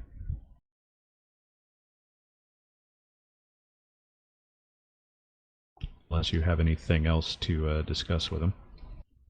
No, but as we're leaving, Hayden will stop, and just before he leaves, and he says, "I do regret the paths that we have taken. You always were a very fine officer. I apologize." He's gonna sniff. Says, I'm sniffing. I accept your apology, sir. Would the apology could have occurred while we were still both in the service. Perhaps we could have sailed together. Perhaps. And we may yet. Good day, sir. Do the tap of the heels, and nod. I don't think saluting is appropriate. Well, a salute's just a hat tip anyway, so it's all kind of fuzzy at this point. So he'll do the hat tip, just as a sign of respect.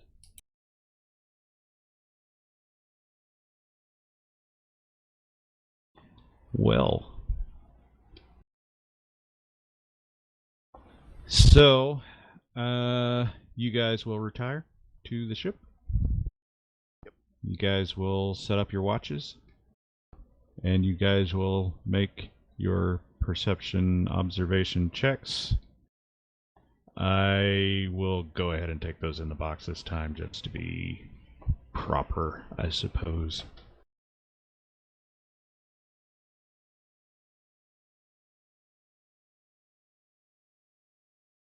That's interesting. I only just noticed.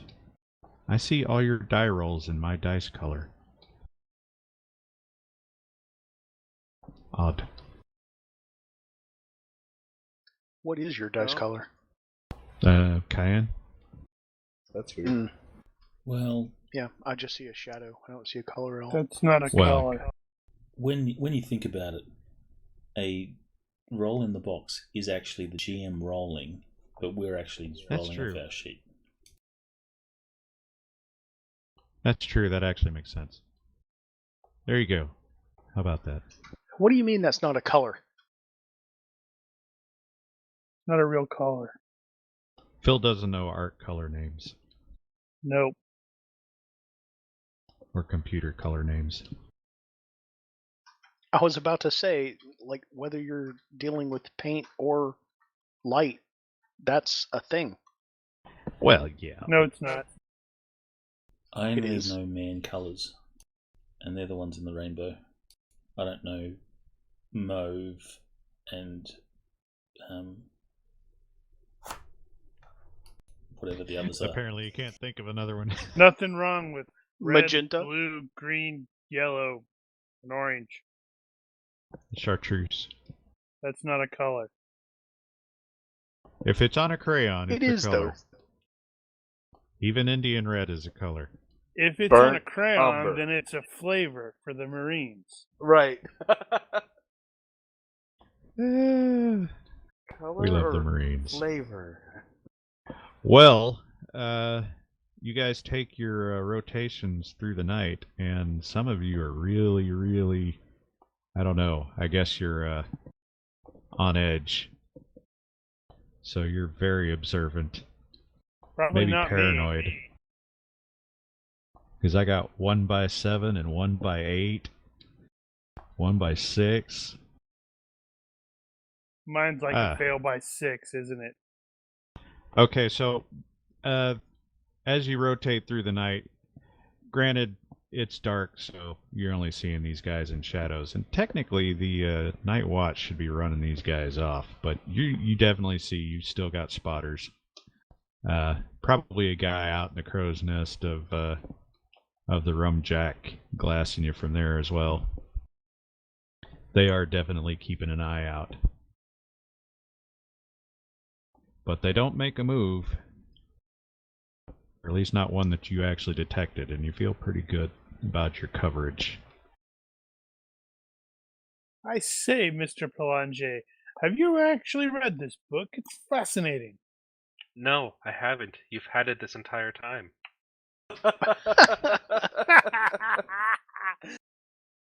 Nice. Oh, yes. Let's see. Well, I have started a reread, so I guess I should probably give it to you at this point. Please, I would very much like to actually find out what's there. So on the I may have made some notes as I corrected his atrocious spelling. You wrote in the book? In this separate book, right? Well, it's just a dead guy's notebook, honestly. He doesn't need it anymore. I do. Or does he? I still need it. He might come back looking for it. Well, I thought he was eaten. Hey, some shows death is sort of a temporary setback. Well, or an eternal inconvenience. The 21st, it's Sunday. And the Princess Mary works throughout the morning, and it looks like they're going to be probably ready by noon to set sail. And given the nature of the port here, I think it's going to be safe for them to depart. Not going to worry about the tides or anything. Actually Saturday, or is it Sunday? Sunday. Then why does it say the date is Saturday? That's... Wait a minute, did I give you the wrong date? I think you gave me the wrong date. I may have actually given you the wrong date. Right, because we started on the 18th, so yesterday was 19th.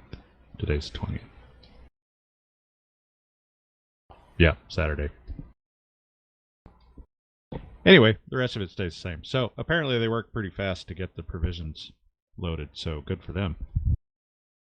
And one of Cox's men will come over and let you know in the noonish that it looks like they're going to be prepared to set sail whenever we're ready. And we're ready, so pass on that message.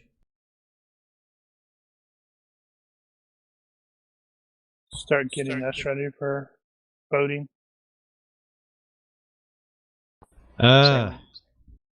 So while you guys are about to start clearing the mooring lines and all that stuff, there's a guy come running up the pier.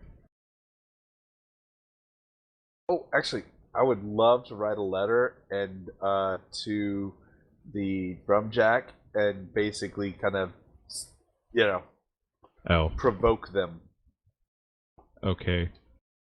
Well, how would you do that? I hope I hope a handsome so and so is in good health. Let's hold on to that thought. If you want to do that, I'm going to say you can do that. I'll figure out mechanically what to do with that later. because there is a way you can try to provoke somebody and use words to do it. I like the Roses cut of are that red. jib right there. Violets are blue. The Rumjack is as seaworthy as a shoe full of stew. Ooh. You could probably do better than that, though. I'm definitely making some kind of quip about handsome Jack either not being handsome anymore or, inquiring upon his Ooh. health. Now that might work. Ouch. Well, we may have to Wasn't may as have to take the handsome as details I to the boards. remember him. He's slightly more handsome now that he can breathe through his forehead. Oh, there you go. But yes, I do wish to provoke them to ensure that they come and want to wish us ill. We will consider that having been done. How are you going to deliver that? We'll send a letter. Just write the note, find some kid to send it over to the ship. Pretty much. You guys will notice as you guys are preparing to cast off that the Rumjack looks like they're starting to get busy as well, so surprising no one. But as I said, you guys start making the prep, and a guy runs up the pier and asks, "This is the graceful dame, yes?" Tis. I wish to speak to your captain. Who's asking? I am Mr. Atwell. I have a post I'd like you to deliver.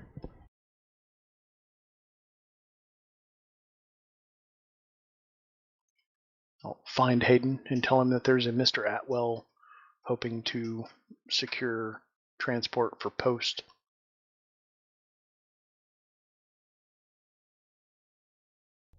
Well, we'll go meet him.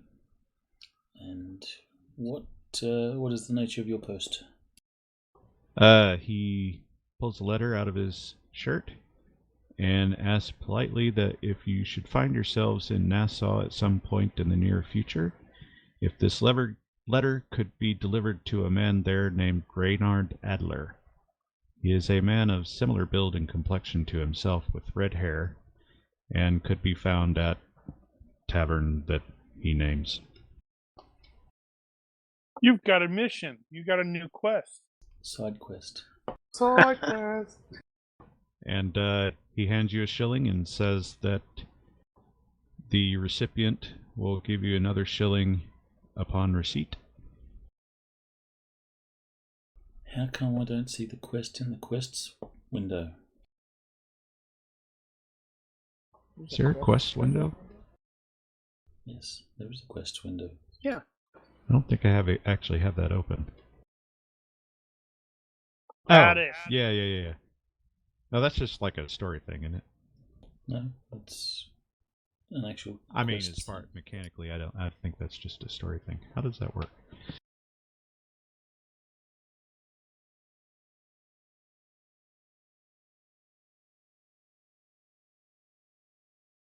So you should put the quest in there and put the details of the quest in there.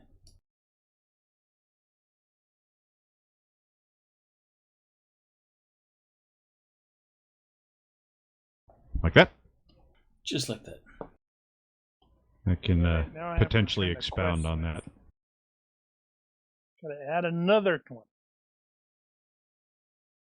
Of course, sir. We shall take your mail, your post. I was going to say a shilling for taking a letter that distance is a little over what you probably would normally pay. 2 shillings is definitely more. Well, at least he didn't wait until you took the letter and said, "You've been served." Spencer actually will notice that he has a bit of a bandage on his neck. If Hayden knows that Sorta. a shilling is excessive, A little. then he'll make the comment. He'll say, "Sir, a shilling is a little excessive for post." Are you sure? Ah, it's fine. It's fine. Very well. I didn't want to make change. No, I was going to say that. He's got a bandage on his neck, but it's sort of half hidden by his cravat. Do I really notice that? Because, Well, he easily might forget about it distract- 5 minutes later, but Bandage on his neck. Is a bright sunny day. actually, yeah, it is kind of. He's not sparkling. Well, not sparkling and not No, burning. he is not sparkling, nor burning. Just checking. It's If we it's a fair if we point. If we get sparkling vampires, I'm going to be busy for the next 5 Saturdays. Yeah, but what if they're only sparkling because you doused them in gasoline and set them on fire? Well, after you take the post and the money, say thank you very much and well met, sir. Bon voyage. Good day to you. I would have clumped Now. him over the head and dragged him with us. No, I'm joking. Actually, in your quest, is it a formatable text? As in, can you create a link? No, I don't believe it is actually. It's a box. It's a text field. So if you type in that, if you right click in that text field, Oh do you wait, get no, the it options? has it has paragraph types. Yeah, so add a paragraph type Okay. which is a link, and then drop the image of Mr. Atwell into it. Yeah, let me see if that'll work. Actually, I may not need to do that.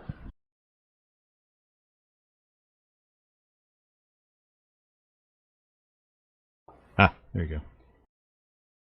I think you need do to I reshare it. Probably need to reshare it.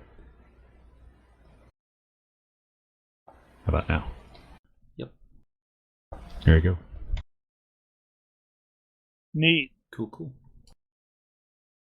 I wish I had known about that. Well, you do now. Doesn't matter now. I'm not running consops. What do you Might mean? something We've later. used the quest before. I think it was Mark that used it. Well, I'm Oh, just for thinking. what? I'm thinking mostly of the whole. Hey, drop the image link in there. I didn't think of that. Oh, okay. Yeah, you could drop images into any of the story or quest stuff. Yeah, I know those could. Well, you could drop anything. It doesn't need to be images. It could be items, NPCs, anything really. While you guys are getting everybody aboard and underway,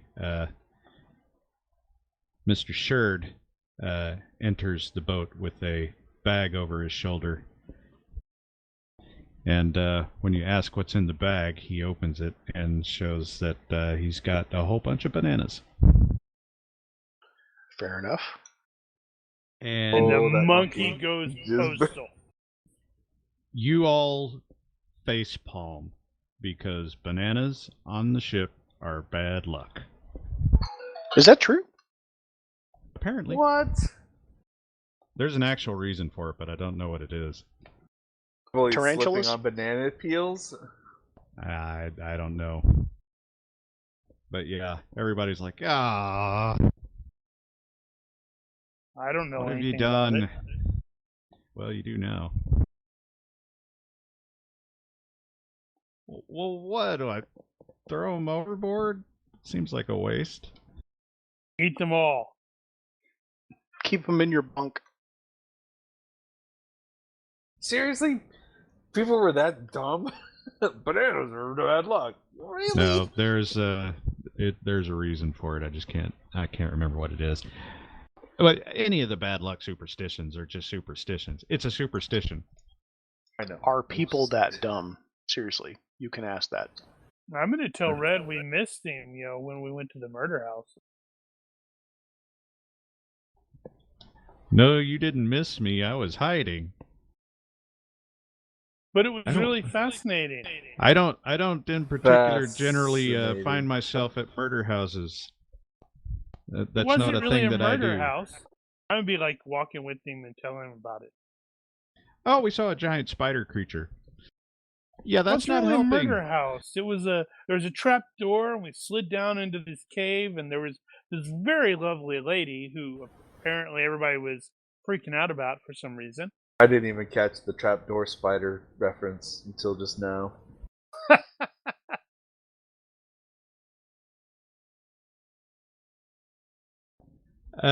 Right. So obviously the Princess Mary is also weighing anchor and standing out to sea. And let's see, I need to deal with the plotting of the new course. So this will be something that you got together with Master Cox, the Princess Mary, and sorted the details out according to the plan that you had already discussed with Captain Lockhart as well. So for that, navigation is going to be a -1 for distance and a -1 for the currents, and the other bonuses that you typically get. Which was +2 for equipment. So net 0. Yeah.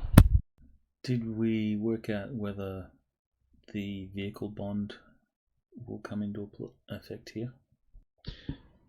I don't think we actually had that discussion, but I don't believe that's going to apply to navigation, only to control. Which, So in your case, would also count for ship handling, I would say. So with +2 for equipment and +1 for And assist, +1 for the that'll assist. be up by 6. Yeah. All right, so noted. And Cox is on board with the with that plot, and they will lead you guys out. So yeah, as I said before, this is going to take you north by northwest on the Atlantic side of the Windward Islands, which the seas are a bit rougher on that side. And then turning in across the north coast of Dominica, and then straight on to St. Kitts. And you will be passing pretty much the entire Lesser Antilles on the way. See you later, Wedge.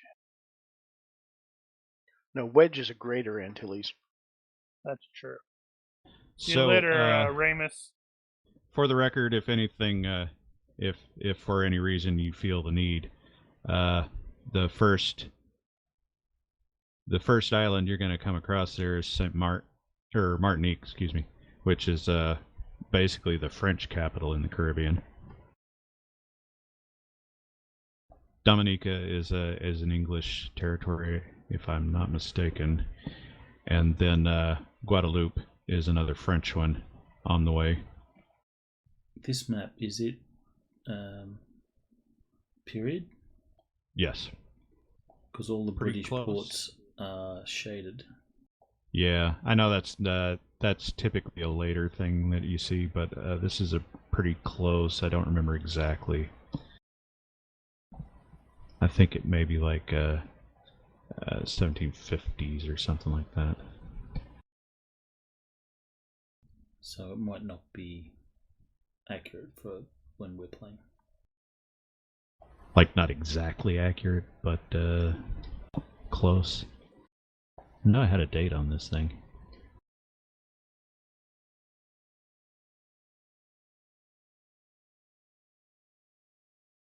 Yeah, I don't know where it is.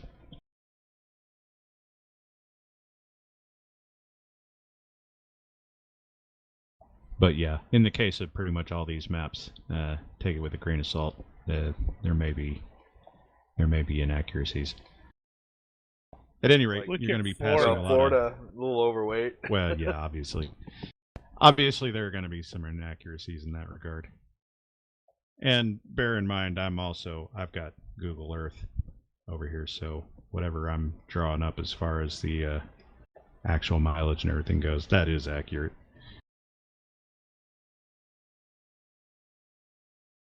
So our maps are inaccurate, but we are sailing on the real world seas. Mm-hmm. Love it. Okay. Yeah, so, like I said, there's plenty of civilization to some degree or another on your way. And also, you guys, the currents are very strong through here, but they just happen to be going the same direction you are for the most part, so that's helping. And let's see, this is the 20th I said. So you got a gentle northerly breeze? Is that right? No, that's not right. Yeah, coming from the east. Moderate. Pretty strong. Nice day, though.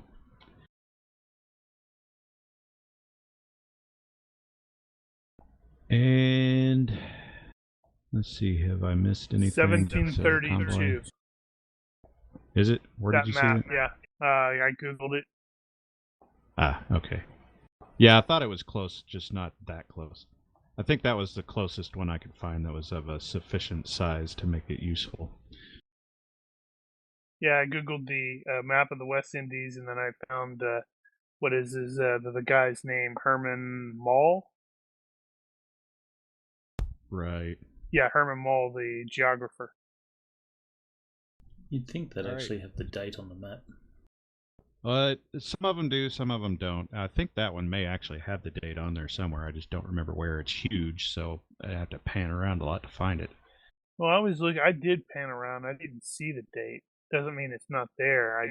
I knew didn't the see date it. was. I knew the date was around the right period, but I couldn't remember where I saw that.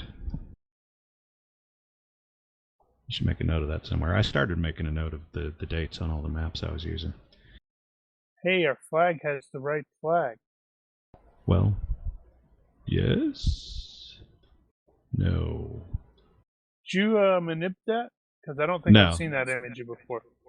No, I've got a few of those actually. I've been rotating through them. Yeah, so you guys get underway for St. Kitts, and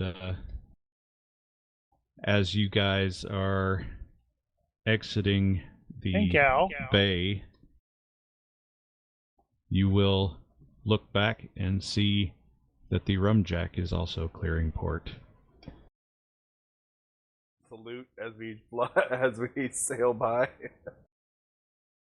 And with that,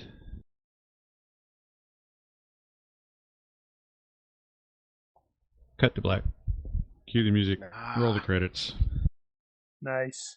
Yeah, slightly early, but it works out better right But there. it worked out nicely. All right. So we have one character point for everybody.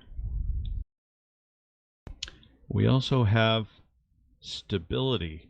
So there was a bunch of fright checks that failed. But if I recall correctly, that was -1 stability for every 3 of failure. So I don't think anybody's going to have more than a handful. Yeah, I think that would have been 2 for me. 1 so for you're each. probably going to clear those overnight.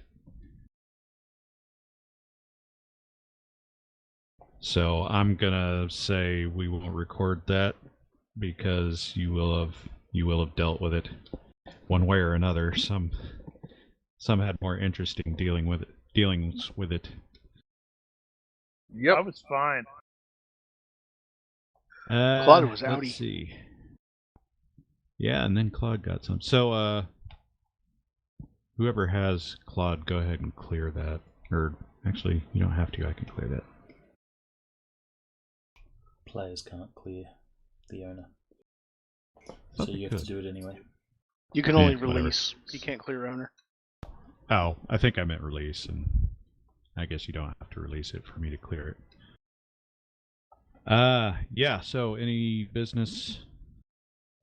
I am spending 3 points. I'm going to add Rule of 15 perk and Fearlessness 1. What is Rule of okay. 15? It just means I no longer am going to be capped at basically 13 for Fright Checks. Oh. He's moving the cap on Fright Checks. Is that listed as cinematic or supernatural or anything like that? I don't recall. Which one? The Rule of 15. I think it's a meta rule. No. I'm looking at it in power-ups. There's no thing there next to it. Okay. Well, I'll presume that's okay until I find out otherwise. I would like to increase my carousing based on what not to do, and my sex appeal by what to do. Well, you're getting some practice anyway, and you've got one in another port, so you're doing your job. How long will it take oh my god for the hidden lore? Oh no, I'm gonna keep that to myself. Never mind. I got a good joke for later though. What were you saying? How long will it take study of the doohickey for the hidden lore? Oh, right. Well, I don't have a particular time period in mind, but I guess it depends on how fast he can read. And it's not going to be a huge book. It's a smaller journal, probably about the same size as the one you have. So it's entirely possible I may be able to just copy everything he has into my own and then study that. Or just copy the important bits. Yeah, so I would say I'd give it a week. Okay. And call it good. Cool. And that's going to go for basically anybody who wants to borrow the book and read it, well, but specifically Palange. Yeah, I suspect Spencer probably reads faster than Palange does. Now, most likely. Now, Davino did take some time to actually go over it. I went to university. I don't know if he did. My university was the ocean. Yep, he went to the School of Hard Knocks. Or literally. The School of Wet Knocks, I guess. Salty U. Now, Davino did go through it a little bit, at least skim it. Ah, okay. In that case, I'd like to point. I'm asking the question. Did he actually get it from Spencer and actually skim it? Yeah. Yes. Okay, yeah, he did. Okay. I would like to if I could have pulled Spencer away from it for long enough. Well, like I said, he's probably going to be copying down the whole thing into his own because this dude had atrocious spelling and crap. I was just going to tell you that it does, as part of everything that it contains, contain the history of that gun. Oh, sweet. And so I'll probably do it next week, but you'll get your opportunity to do your deduction roll to find out what the next step is. Okay. In the proposed naval combat and stuff that you're going to use, does strategy come into it at all? Like as in mass combat? Don't see any reason why not. I don't know right off the top of my head where that would come in, but more than likely what it would do is affect the starting conditions of the fight. So, for example, if you have good strategy, then you might end up starting with the weather gauge where you might not otherwise. So, turn for turn, seaman or ship handling is probably going to be used more in combat than the strategy? Yes, I think that would be accurate. Tactics, I think, would still apply, though, potentially. If you're trying to pull a fast one on them or something. Tactics is going to be your real time, whereas strategy is going to be the overall planning. Yeah, that's generally how it works. But like in mass combat, strategy determines your casualties and stuff like that. It's not going to be the case in this. That's not here. I think that's wrong anyway. Tactics are for the battle. Strategy is for the campaign.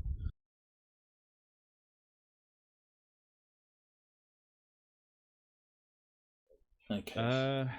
So, of strategy and tactics and ship handling, which is going to be most beneficial for us in a combat situation? Yeah, probably. So yes. Which one? All of those. Any one more than others? I imagine. So strategy, you'd roll that once. Tactics, you'd be rolling that every turn. Oh, not Ship every handling, turn. would you be rolling every turn? I think you're going to roll ship handling more often. But the other side of that is you've already got ridiculously high ship handling. Doesn't hurt to be even better. No, it doesn't hurt, but yeah, just as a thing. But yeah, you're probably going to roll ship handling more often. Alright, so ship handling will help us win more, then Hayden wants to increase that. Well, it seems like a thing to do. And he's got plenty of practice. Oh, shit. Right, I forgot a thing. So, as part of your strategy discussion with Captain Lockhart, you will have made some arrangements for signals. And then also with Master Cox of the Princess Mary, you will have also arranged some signals with him so you guys can communicate. Then we'd probably be using standard British Navy signals. Those signals actually change over time. There's like a code book. Well, but there's also just flags that represent letters. You can actually send plain text. Right, but you don't actually communicate directly with... It depends. It depends on the time period, too, because that stuff is in the process of changing, even at this period. Pretty much everything that you think of that's standard for British military is going to be 30 years from now, at the minimum. But the main reason yes. It's possible to fly false colors is because another nation's colors can be part of your communication. You could say attack the French or defend the Spanish. So you have a Spanish flag and a French flag. So you can fly that flag as your flag. It's complicated. I don't know anything about that, but if you actually fire on somebody with the wrong flag showing, that's piracy. Yeah, I'm just saying that the reason everybody has everybody else's flags in their signal locker is because that's part of the signaling system. I can't say you're wrong, but I don't have a reference to that I've encountered recently. And I have looked into the stupid signaling thing quite a bit, trying to answer those questions before. But yeah, regardless, whatever signaling you're going to do, you're going to have to make the arrangements with the individual parties, because there isn't a standard.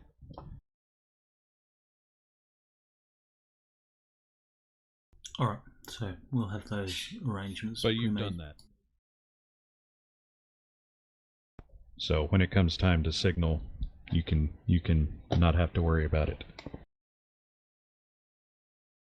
And I won't point my finger and say, "Aha, you forgot." Plus, I'm not a dick that way. I can't think of anything else we need to go over other than that. Any last second questions? Nope, I'm good.